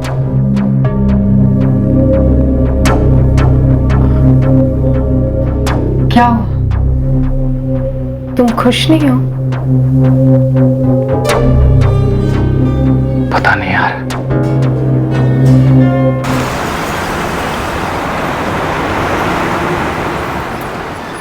इस रीना मैडम का कोई कारण नहीं बन रहा है अपने हस्बैंड को मरवाने का। कितने दिन पीछा किया तूने? पूरे 4 दिन पीछा किया साहब। और आप लोगों को कुछ मिला फोन रिकॉर्ड से? नहीं, लेकिन पीटर, उसके पास कोई दूसरा फोन भी तो हो सकता है, खुफिया। साहब ऐसा है ना, ये कोई अफेयर का मामला होता तो इतना दिन तक तो खुफिया नहीं रह पाता। ये लड़की राधिका गाय लड़की थी मैडम, एकदम सीधी। मुझे तो लगता है इसका टिकट फोकट में कट गया। कोई बॉयफ्रेंड ना सर, हम लोग रीना जायसवाल को पिछले 4 दिन से ट्रैक कर रहे हैं, पर कुछ भी हाथ नहीं लग रहा है। राधिका की तरफ से भी सेम सर। और ऑफिस का स्टाफ? नो सर, कुछ भी नहीं। कत्ल के दौरान किसी की भी सेलफोन लोकेशन क्राइम सीन के आसपास नहीं थी। और एक हैरत की बात सर, मैंने रायपुर और आसपास के हर एक हिस्ट्री शीटों को टैप किया, सुपारी की खबर थी ही नहीं कभी। इस कागज के टुकड़े पर जो हिसाब किताब किया गया है, क्या वाकई हमारे सवाल का जवाब इस हिसाब किताब में है? क्या यह महज एक कागज का टुकड़ा है और इस पर किया गया हिसाब किताब हमारी तहकीकात के हिसाब किताब को बिगाड़ रहा है? पैसा जाहिर सा मोटिव है, पर क्या वो लोग ऑफिस में आए, कत्ल किया और चले गए? चलो अगर मान भी लें कि ऐसा ही हुआ होगा, पर किसी भी बाहर वाले इंसान को इस बात का अंदाजा कैसे हो सकता है कि हरीश जायसवाल के ऑफिस में इतना ज्यादा कैश होगा? सुशांत? नहीं सर, सुशांत तो वापस ऑफिस में नहीं लौटा था, क्योंकि वॉचमैन उसे अच्छी तरह से पहचानता है। अगर सुशांत ऑफिस में वापस आया होता तो वॉचमैन बता देता। और वॉचमैन का कहना है कि उसने किसी भी बाहर वाले को जेएम पेंट्स के ऑफिस में आते हुए नहीं देखा। तो फिर ये दोनों कत्ल किसने किया? वक्त बीत गया, सबकी जिंदगियां फिर से पटरी पर आ गईं। सुशांत अब रीना जायसवाल के लिए बिजनेस मैनेज करने लगा। रीना और उसका बेटा आदित्य हरीश की मौत से बुरी तरह से छलनी हुए थे, लेकिन वक्त के साथ चलने के अलावा और कोई रास्ता भी तो नहीं था। मालती भी अपनी इकलौती बेटी को खोकर बेहद दुखी थी, पर वक्त के साथ अपने आप को संभालने की कोशिश कर रही थी। Yes sir, you are right, but company की इमल्शन के बिना हम लोग बेस डील नहीं ऑफर कर सकते। यस, पर आपके लिए वही बेस डील होगा जो। हाँ पांडे जी, हाँ आप टेंशन मत लीजिए, आप कैश पेमेंट भी कर सकते हैं। कितना कैश है आपके पास? शाम को एक ऑफिस में हुआ डबल मर्डर अब तक सुलझ नहीं पाया था। पुलिस को डाउट पहले से दफ्तर के अंदर के माहौल पर था। विशाखा, रेणुका, निशा और सुजाता, ये 4 हुए और 5वीं राधिका। और सुशांत को मिलाकर 6। अब जरा इन फिगर्स को देखो। 9 लाख, 4.5 लाख, 3 लाख, 1 लाख और 40,000। क्या ये एम्प्लॉयज की सैलरी हो सकती है? अगर है तो ये 40,000 पियन राधिका की सैलरी हो सकती है पर ईयर। पॉसिबल? 1 लाख रुपए सैलरी किसकी हो सकती है? क्योंकि मैंने वहां देखा है, उन लड़कियों से बात की है मैंने, कोई भी लड़की ऐसी नहीं लगती जिसकी पर एनम सैलरी सिर्फ 1 लाख रुपए होगी। इतनी कम सैलरी में काम करना थोड़ा मुश्किल लगता है। हिसाब किताब कुछ ठीक से बैठ नहीं रहा। स्टाफ के लोगों के कॉल रिकॉर्ड्स तो क्लियर आए हैं सर। फिर भी सबके फोन सर्विलेंस पे डालो।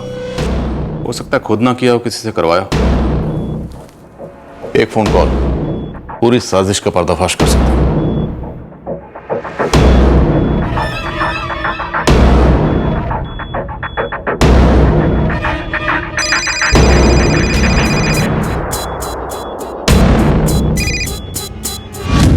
हेलो,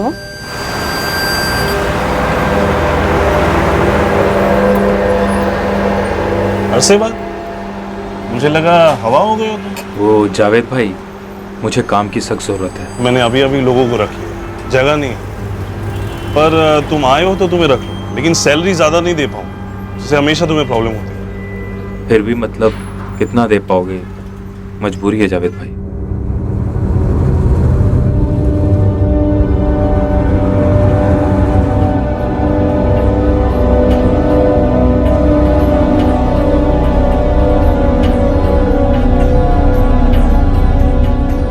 कर लो नौकरी, जो भी तनख्वाह मिलेगी हम मैनेज कर लेंगे।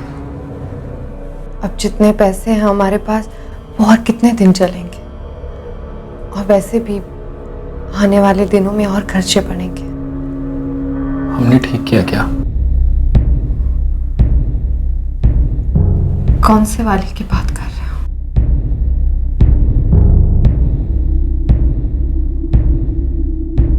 गुनहगारों में पछतावे की लहरें गुजर रही थी, पर उनकी ग्लानि का कारण एक से ज्यादा लग रहा था। दूसरी ओर रायपुर में पुलिस को इस केस का एक अहम सुराग आखिरकार हाथ लग ही गया। सर, पता नहीं कितने काम की है इन्फॉर्मेशन, पर परसों जेएम पेंट्स में विशाखा को इस नंबर से कॉल आया था, जो कि मुंबई का लैंडलाइन नंबर है। तो तुम्हें शक क्यों है? क्योंकि सर विशाखा को जो भी कॉल्स आते रहे हैं वो रायपुर और उसके आसपास के एरिया से आते रहे हैं। ये नंबर कुछ अलग सा लगा, और वो भी पीसीओ का। पीसीओ आज के जमाने में?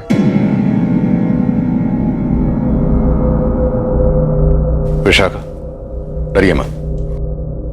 हमने आपको यहाँ एक फोन कॉल के बारे में पूछने के लिए बुलाया। परसों आया था तुम्हें ये कॉल, तब तुम शायद ऑफिस में थी। मुंबई के पीसीओ का नंबर है।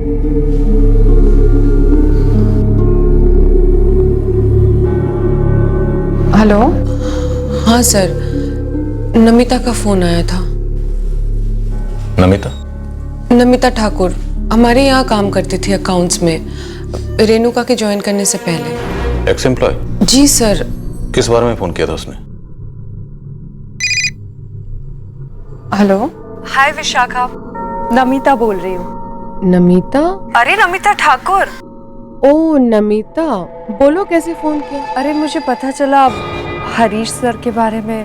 हाँ, एक्चुअली 2 हफ्ते से ऊपर हो गया, यहाँ माहौल काफी टेंशन वाला है। वैसे तुम्हें कैसे पता चला? अब अपना वो छत्तीसगढ़ का न्यूज़ चैनल है ना, रायपुर रिपोर्टर, उस पर देखा था मैं। पर पुलिस को तो अभी तक क्लियर कुछ पता ही नहीं चला। कोई लड़की का भी मर्डर हुआ है ना साथ में? राधिका पियून थी यहाँ की, तुम्हारे जाने के बाद ही ज्वाइन किया था उसने। बहुत बुरा हुआ यार। खैर अब ये सब छोड़, तू बता कैसा चल रहा है? कुछ खास नहीं, तुम बताओ कहाँ आजकल? मेरा जॉब तो यहाँ पुणे में है ना, तो मैं यहीं पर हूँ। पुणे? उसने कहा वो पुणे में है? जी सर। नंबर मुंबई के पीसीओ का है, कांदेवली इलाके का, और मेरी पीसीओ वाले से भी बात हुई है। विशाखा, ये जो नमिता ठाकुर है, आपके ऑफिस में इसकी डिटेल्स होंगी? होनी तो चाहिए सर, नहीं तो बायोडाटा तो होगा ही। सर शायद 2 लोग मिलने आए थे, 2 विजिटर्स। एक एक्स एम्प्लॉय इसलिए इतनी आसानी से ऑफिस में घुस पाए। उसका पार्टनर, क्या वो भी एक्स एम्प्लॉय हो सकता है?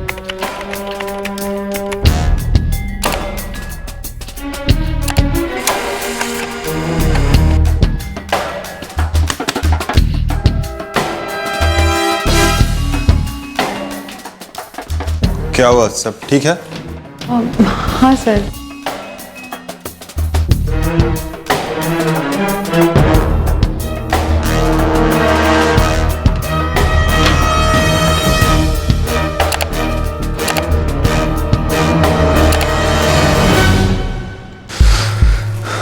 बायोडाटा में जो नंबर है वो स्विच ऑफ है सर। नमिता ठाकुर के बायोडाटा में लोकल एड्रेस के अलावा भोपाल का एड्रेस भी है। जी सर, नमिता भोपाल से बिलोंग करती है। उसके पेरेंट्स हैं अभी वहाँ पे। अब सर और एक बात है। बोलिए। उसका हस्बैंड भी हमारे ऑफिस में काम करता था। आफ्ताब नाम है उसका, आफ्ताब खान। मैं उसकी ये बायोडाटा लाई हूँ just in case. Aftab Khan और नमिता ठाकुर दोनों हस्बैंड वाइफ? जी सर।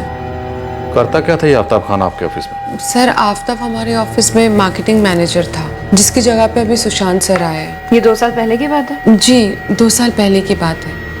आफ्ताब और नमिता ने हमारे ऑफिस में 1 साल तक काम किया था। दोनों ने एक साथ जॉब छोड़ी थी? हाँ सर। क्यों? वो मुझे नहीं पता। एक्चुअली सर मैं नमिता के अंडर काम करती थी। नमिता अकाउंट्स डिपार्टमेंट की हेड थी और आफ्ताब मार्केटिंग का बॉस था। और सर वो सच में बॉस था। मतलब सर आज हमारी कंपनी जिस जगह पे है आफ्ताब की वजह से। सारे बड़े क्लाइंट्स आफ्ताब ही लेके आए हैं और फिर अचानक से दोनों एक दिन रिजाइन कर दिए और चले गए। नैना, शौर्य सर, भोपाल जाने की तैयारी करो।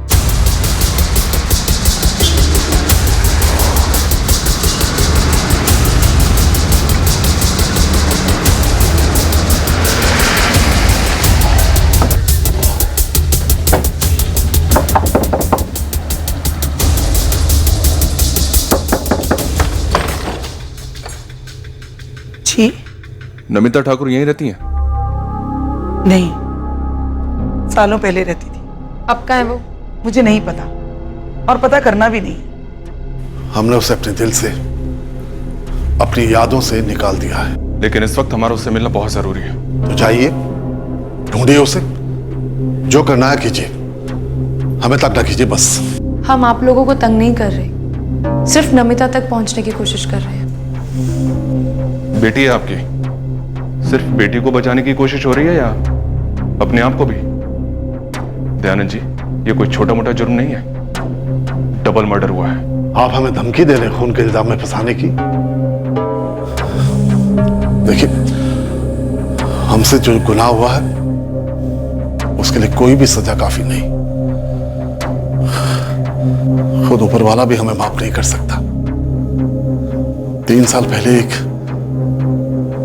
छोटी सी चिट्ठी छोड़ गई हमारे नाम। मैं मुंबई जा रही हूं, आफ्ताब खान से शादी कर रही हूं। आफ्ताब खान। तब से आज तक हमारी एक बार भी बात नहीं हुई। ये आपका घरेलू मामला है और इसके बारे में हम कुछ नहीं कर सकते। लेकिन इस वक्त हमें आपकी बेटी नमिता और आफ्ताब की तलाश है। हमें नहीं मालूम वो कहाँ है। हमारी इंफॉर्मेशन के हिसाब से वो लोग मुंबई में हैं और हमें उन लोग की तस्वीर चाहिए। किसे मार डाला उन्होंने? जेएम पेंट्स के मालिक हरीश जायसवाल और उनकी एक मुलाजिम। हम पक्का तो नहीं बोल सकते पर हमें शक उन्हीं दोनों पर है। जिस दिन वो उस आफ्ताब से मिली, उसकी जिंदगी उसी दिन से दलदल में धंस गई।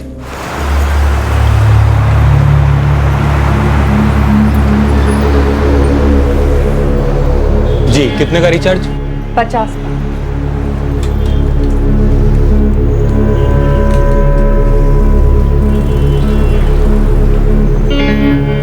मैं उन दिनों मुंबई में नौकरी करता था, तब नमिता इस आफ्ताब से मिली और जरूरत देखो हमें आकर बताया भी।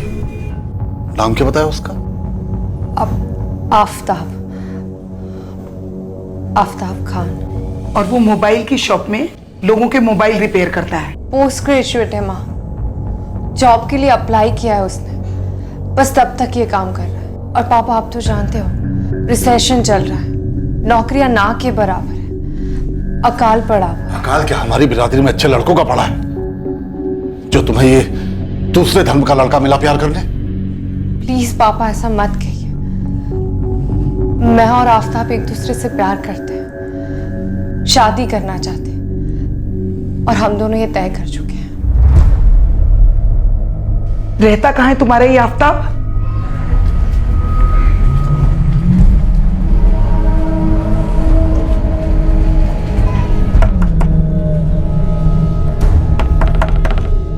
हम तो कह देंगे आइसक्रीम दे। जी ये आफ्ताब खान यहीं रहते?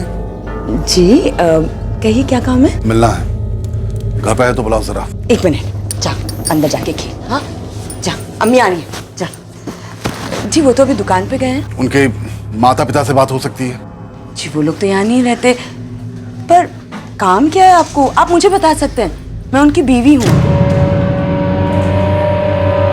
क्या आफ्ताब खान शादीशुदा है? जी शादीशुदा है तो मेरी बेटी को शादी के लिए क्यों पूछ रहा है वो? क्या?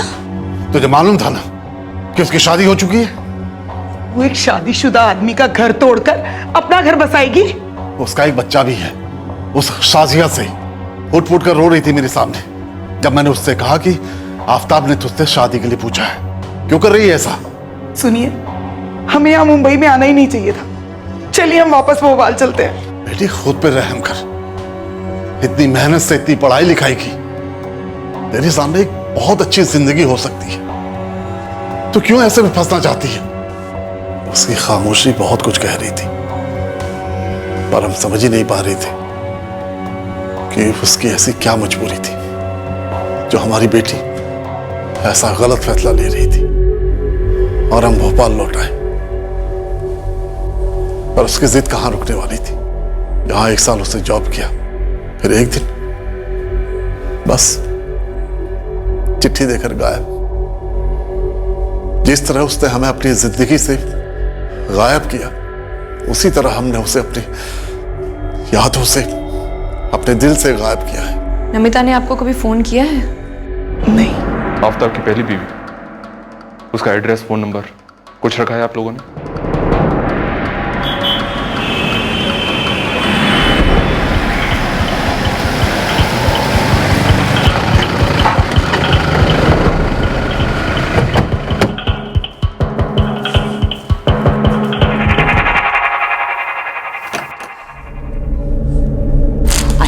चला आजा जल्दी से अंदर। जी आप लोग कौन? आप शाजिया खान? जी मैं ही शाजिया हूँ। आफ्ताब और नमिता कहाँ मिलेंगे?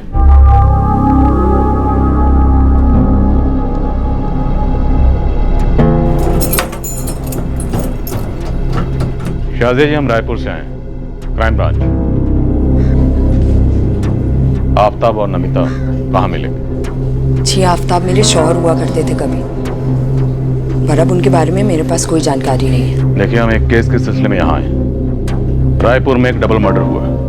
हमें शक है कि आपके शौहर आफ्ताब और ये नमिता दोनों इसमें शामिल हैं।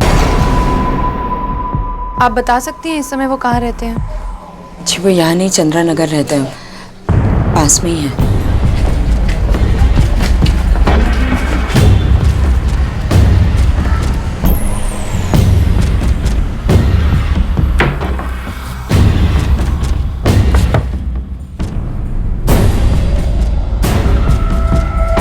सर, यही है आफ्ताब खान।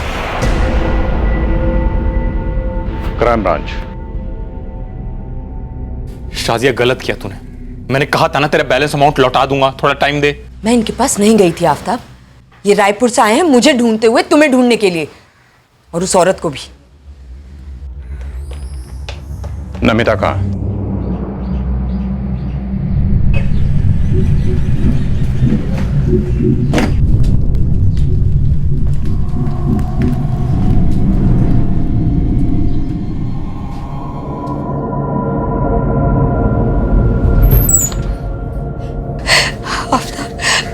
मुझ में क्या कमी है? मैंने कब कहा तेरे में कमी है शाजिया? मैं नमिता से प्यार करता हूँ, शादी करना चाहता हूँ उससे। और मुझसे मुझसे प्यार नहीं करते? वो तो नमिता के मिलने से पहले ही खत्म हो गया था। और अब्दुल, हमारा बेटा अब्दुल, ये तुम्हारे लिए कोई मायने नहीं रखता। अरे वो कैसी औरत है, उसका दिल है या बर्फ खाना।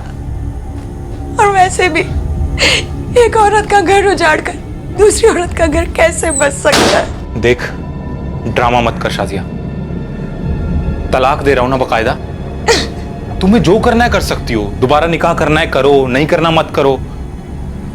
खुदा के लिए मुझे आजाद करो। आफ्ताब, आफ्ताब मेरी बात सुनो। आफ्ताब, तुम ऐसे छोड़ के कैसे जा सकते हो मुझे? हाँ, आफ्ताब, मेरा और अब्दुल का ख्याल कौन रखेगा? आफ्ताब, आफ्ताब, मैं तुम्हें बर्बाद कर दूंगी। वो औरत तुम्हें बर्बाद कर देगी। नमिता ठाकुर और आफ्ताब खान, तुम दोनों अपने आप सब कुछ सच सच बताओगे या तुम दोनों को पहले इस बात के सबूत दूं कि 5 अक्टूबर की शाम को तुम लोग रायपुर के राजवीर कॉम्प्लेक्स में हरीश जायसवाल के जेएम पेंट्स के ऑफिस में गए थे? जी नहीं, मैं कबूल करता हूं कि हरीश का कत्ल हम दोनों ने किया था, और उस लड़की का भी जिसका नाम हमें मालूम नहीं। क्यों? मैं बहुत परेशान हो गया था सर। एक तरफ शाजिया 5 लाख का नान नफका मांग रही थी अपने और अब्दुल की देखभाल के लिए, दूसरी तरफ हम दोनों नई जिंदगी शुरू कर रहे थे। तुम दोनों पोस्ट ग्रेजुएट हो ना? जी, और हम दोनों ने जी तोड़ मेहनत की थी हरीश के लिए। मैं अपना खून जला जला कर हरीश के लिए क्लाइंट्स लाता था, लेकिन वो क्या? जो मेरा हक था वो उसने कभी मुझे दिया नहीं। नहीं आफ्ताब, मैं तुम्हें वाकई में समझ नहीं पा रहा हूं। सर, पिछले 6 महीने में मैं 15 कॉन्ट्रैक्ट्स लेकर आया, जिसमें से 8 ऐसे हैं जो अगले 5 साल तक अपनी कंस्ट्रक्शन के सारे पेंट रिक्वायरमेंट्स यहीं जेएम पेंट से पूरी करेंगे। तुम बहुत बढ़िया काम कर रहे हो, मैं मानता हूं, लेकिन फिर भी जो तुम मांग रहे हो वो तुम्हें देना इम्पॉसिबल है। सर, 1 साल पहले का टर्नओवर और आज का टर्नओवर कंपेयर कर लीजिए। किराने की दुकान से सुपरमार्केट बना दिया मैंने कंपनी को, और मांग क्या रहा हूं, प्रॉफिट का छोटा सा हिस्सा। लेकिन मेरे भाई, ऐसे काम नहीं होता है ना। देखो, मैंने तुम्हें सैलरी पर हायर किया और ये इक्वेशन चेंज नहीं होगा। प्रॉफिट शेयरिंग सिर्फ पार्टनर्स को मिलती है, और तुम मेरे पार्टनर नहीं बन सकते। मुझे इस वक्त पार्टनर्स की जरूरत है भी नहीं। एट बेस्ट मैं तुम्हारी सैलरी बढ़ा सकता हूं, जो कि मैं वैसे भी बढ़ाने वाला था। कितना? 2000 रुपए, फिर एक 5000 का बोनस। सर, एक ऑर्डर जो मैं आपके लिए लाता हूं मिनिमम 10 लाख का होता है। बस Aftab, this discussion is over. क्या बोला? ऊपर से शाजिया पुलिस और कोर्ट की धमकियां दे रही है। पता नहीं क्या चाहती हो। बर्बाद करना चाहती है हम दोनों को, और क्या। ऊपर से एहसान फरामोश हरीश निचोड़ रहा है मुझे। मैं माँ बापा से भी नहीं पूछ सकती। आफ्ताब, सच बता, क्या तुम्हें लगता है कि मुझसे शादी करके तुमने गलती की? मैंने कई बार कोशिश की, उससे रिक्वेस्ट की, लेकिन वो अपनी पोजीशन से हिलने को तैयार ही नहीं था। सारे क्लाइंट्स फ्रॉम स्क्रैच मैं लेकर आया। अगर उसकी जगह कोई और होता ऐसी छोटी कंपनी का मालिक, तो मुझे तुरंत पार्टनर बना लेता। हरीश जायसवाल ने तुम्हें अपना पार्टनर नहीं बनाया, इसलिए तुम दोनों पार्टनर्स ने मिलकर उसे जान से मार दिया। हमें सिर्फ हमारे शेयर के पैसे चाहिए थे, जो हमें मिलने चाहिए। आफ्ताब की मेहनत तो थी। मैंने भी उनका पूरा अकाउंट डिपार्टमेंट सेटअप किया था, सारे सिस्टम्स प्रोफेशनली इन प्लेस बना दिए थे।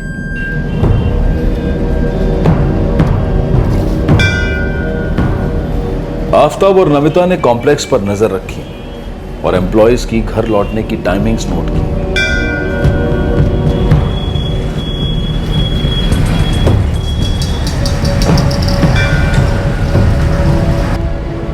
और नोट किया कि हरीश अक्सर काफी लेट घर जाता है, जो वो पहले से भी जानते थे।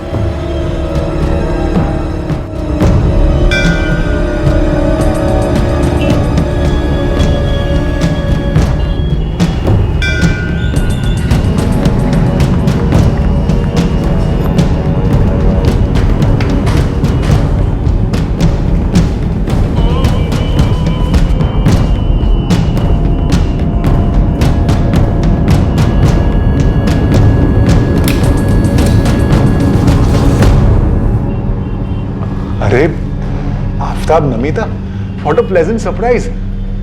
आओ बैठो। कैसे हो तुम दोनों? बस ठीक ही हैं। सर, मैं घर जाऊं? राधिका, जाने से पहले 3 कप चाय बना के जाना। दूध नहीं है। अरे तो कोई बात नहीं, लेकर आओ ना।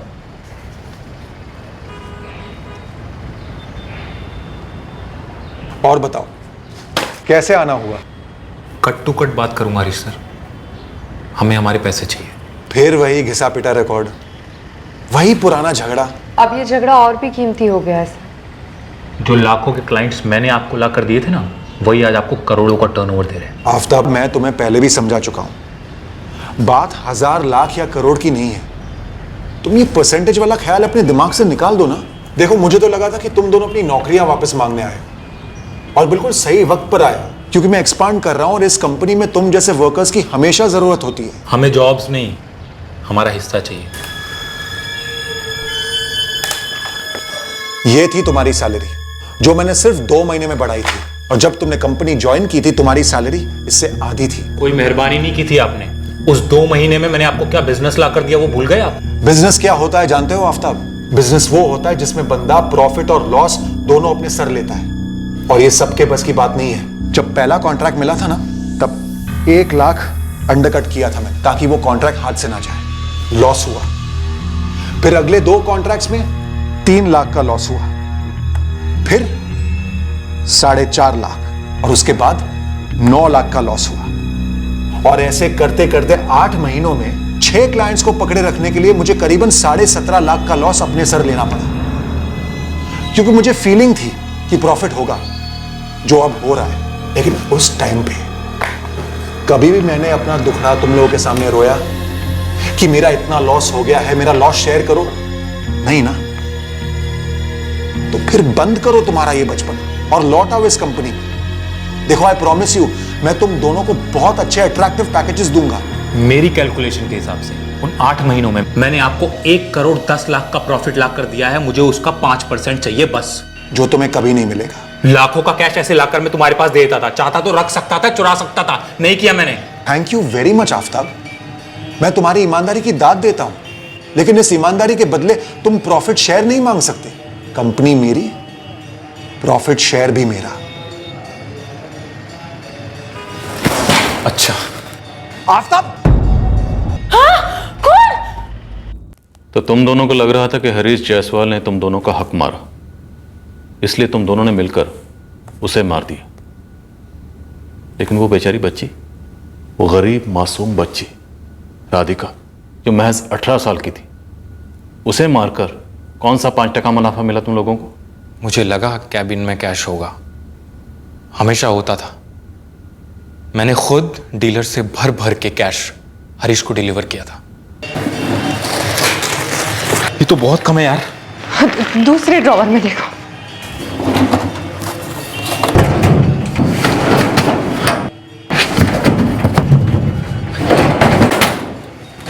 ये तो चिल्लर है यार। जब मैं कैश डिलीवर करता था कम से कम 5 लाख होते थे यहाँ पर। आफ्ताब, अब हमें निकलना होगा, कोई आ जाएगा। चलो। लंबे और कठिन सर्च के बाद पुलिस को उस नदी से मर्डर वेपन्स, देसी रिवॉल्वर और चाकू बरामद हुए जहां आफ्ताब ने उन्हें फेंका था। सारा स्टाफ इस डबल मर्डर की हकीकत जानकर बुरी तरह से हिल गया। मासूम राधिका का कोई दोष नहीं था। वो अपने मालिक और उसके मुलाजिम के बीच के झगड़े में बेवजह बलि चढ़ गई। उसे अनजाने में रोका गया था, अपने ही हत्यारों के लिए चाय बनाने के लिए।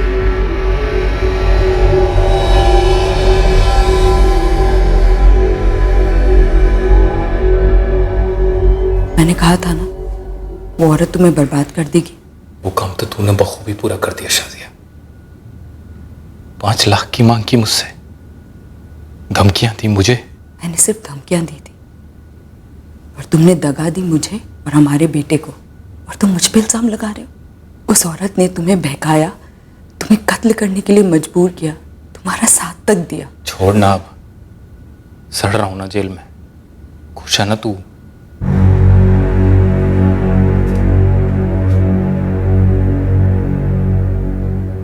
प्रेग्नेंट नमिता केस के ट्रायल के दौरान ही मां बनी। आफ्ताब और नमिता को आईपीसी की धारा 302 के तहत हत्या के लिए, धारा 201 के तहत सबूत मिटाने के लिए, धारा 394 के तहत चोरी के उद्देश्य से क्षति पहुंचाने के लिए, धारा 397 के तहत चोरी के उद्देश्य से हत्या या क्षति पहुंचाने के लिए, धारा 25 आर्म्स एक्ट के लिए, धारा 27 हत्या में जानलेवा हथियार इस्तेमाल करने के लिए, और धारा 34 एक ही उद्देश्य से गुनाह में शामिल होने के चार्जेस पर गिरफ्तार किया गया है। पुलिस इन्वेस्टिगेशन सटीक थी और स्पेशल कोर्ट ने आफ्ताब और नमिता को दोषी पाया और दोनों को उम्र कैद की सजा सुनाई। नमिता का बच्चा उसके साथ जेल में है। कोर्ट में आफताब ने शाजिया द्वारा मांगी गई भारी नान नफके की रकम के साथ हरीश द्वारा की गई नाइंसाफी को अपना बचाव बनाने की कोशिश की, जिसे जज ने तुरंत खारिज कर दिया। इंसान अपनी सफलता के लिए कड़ी मेहनत करता है, उसे अपनी काबिलियत का अंदाजा होता है, लेकिन तरक्की की ऊंचाइयों पर पहुंचने के लिए वो किसी दूसरे के कंधे पर बैठकर यह सफर तय नहीं कर सकता। अब मैं अनूप सोनी आपसे विदा लेता हूं। कल रात आपसे फिर मुलाकात होगी एक नए केस के साथ सीआईडी के एपिसोड के बाद। तब तक सुरक्षित रहें, सतर्क रहकर एक अच्छे नागरिक का फर्ज अदा करें और देखते रहें क्राइम पेट्रोल सतर्क। सबक एक को सीख हम सबको। जय हिंद। इस तरह के और भी एपिसोड देखने के लिए हमारे चैनल को सब्सक्राइब करें और बेल आइकन दबाना ना भूलें।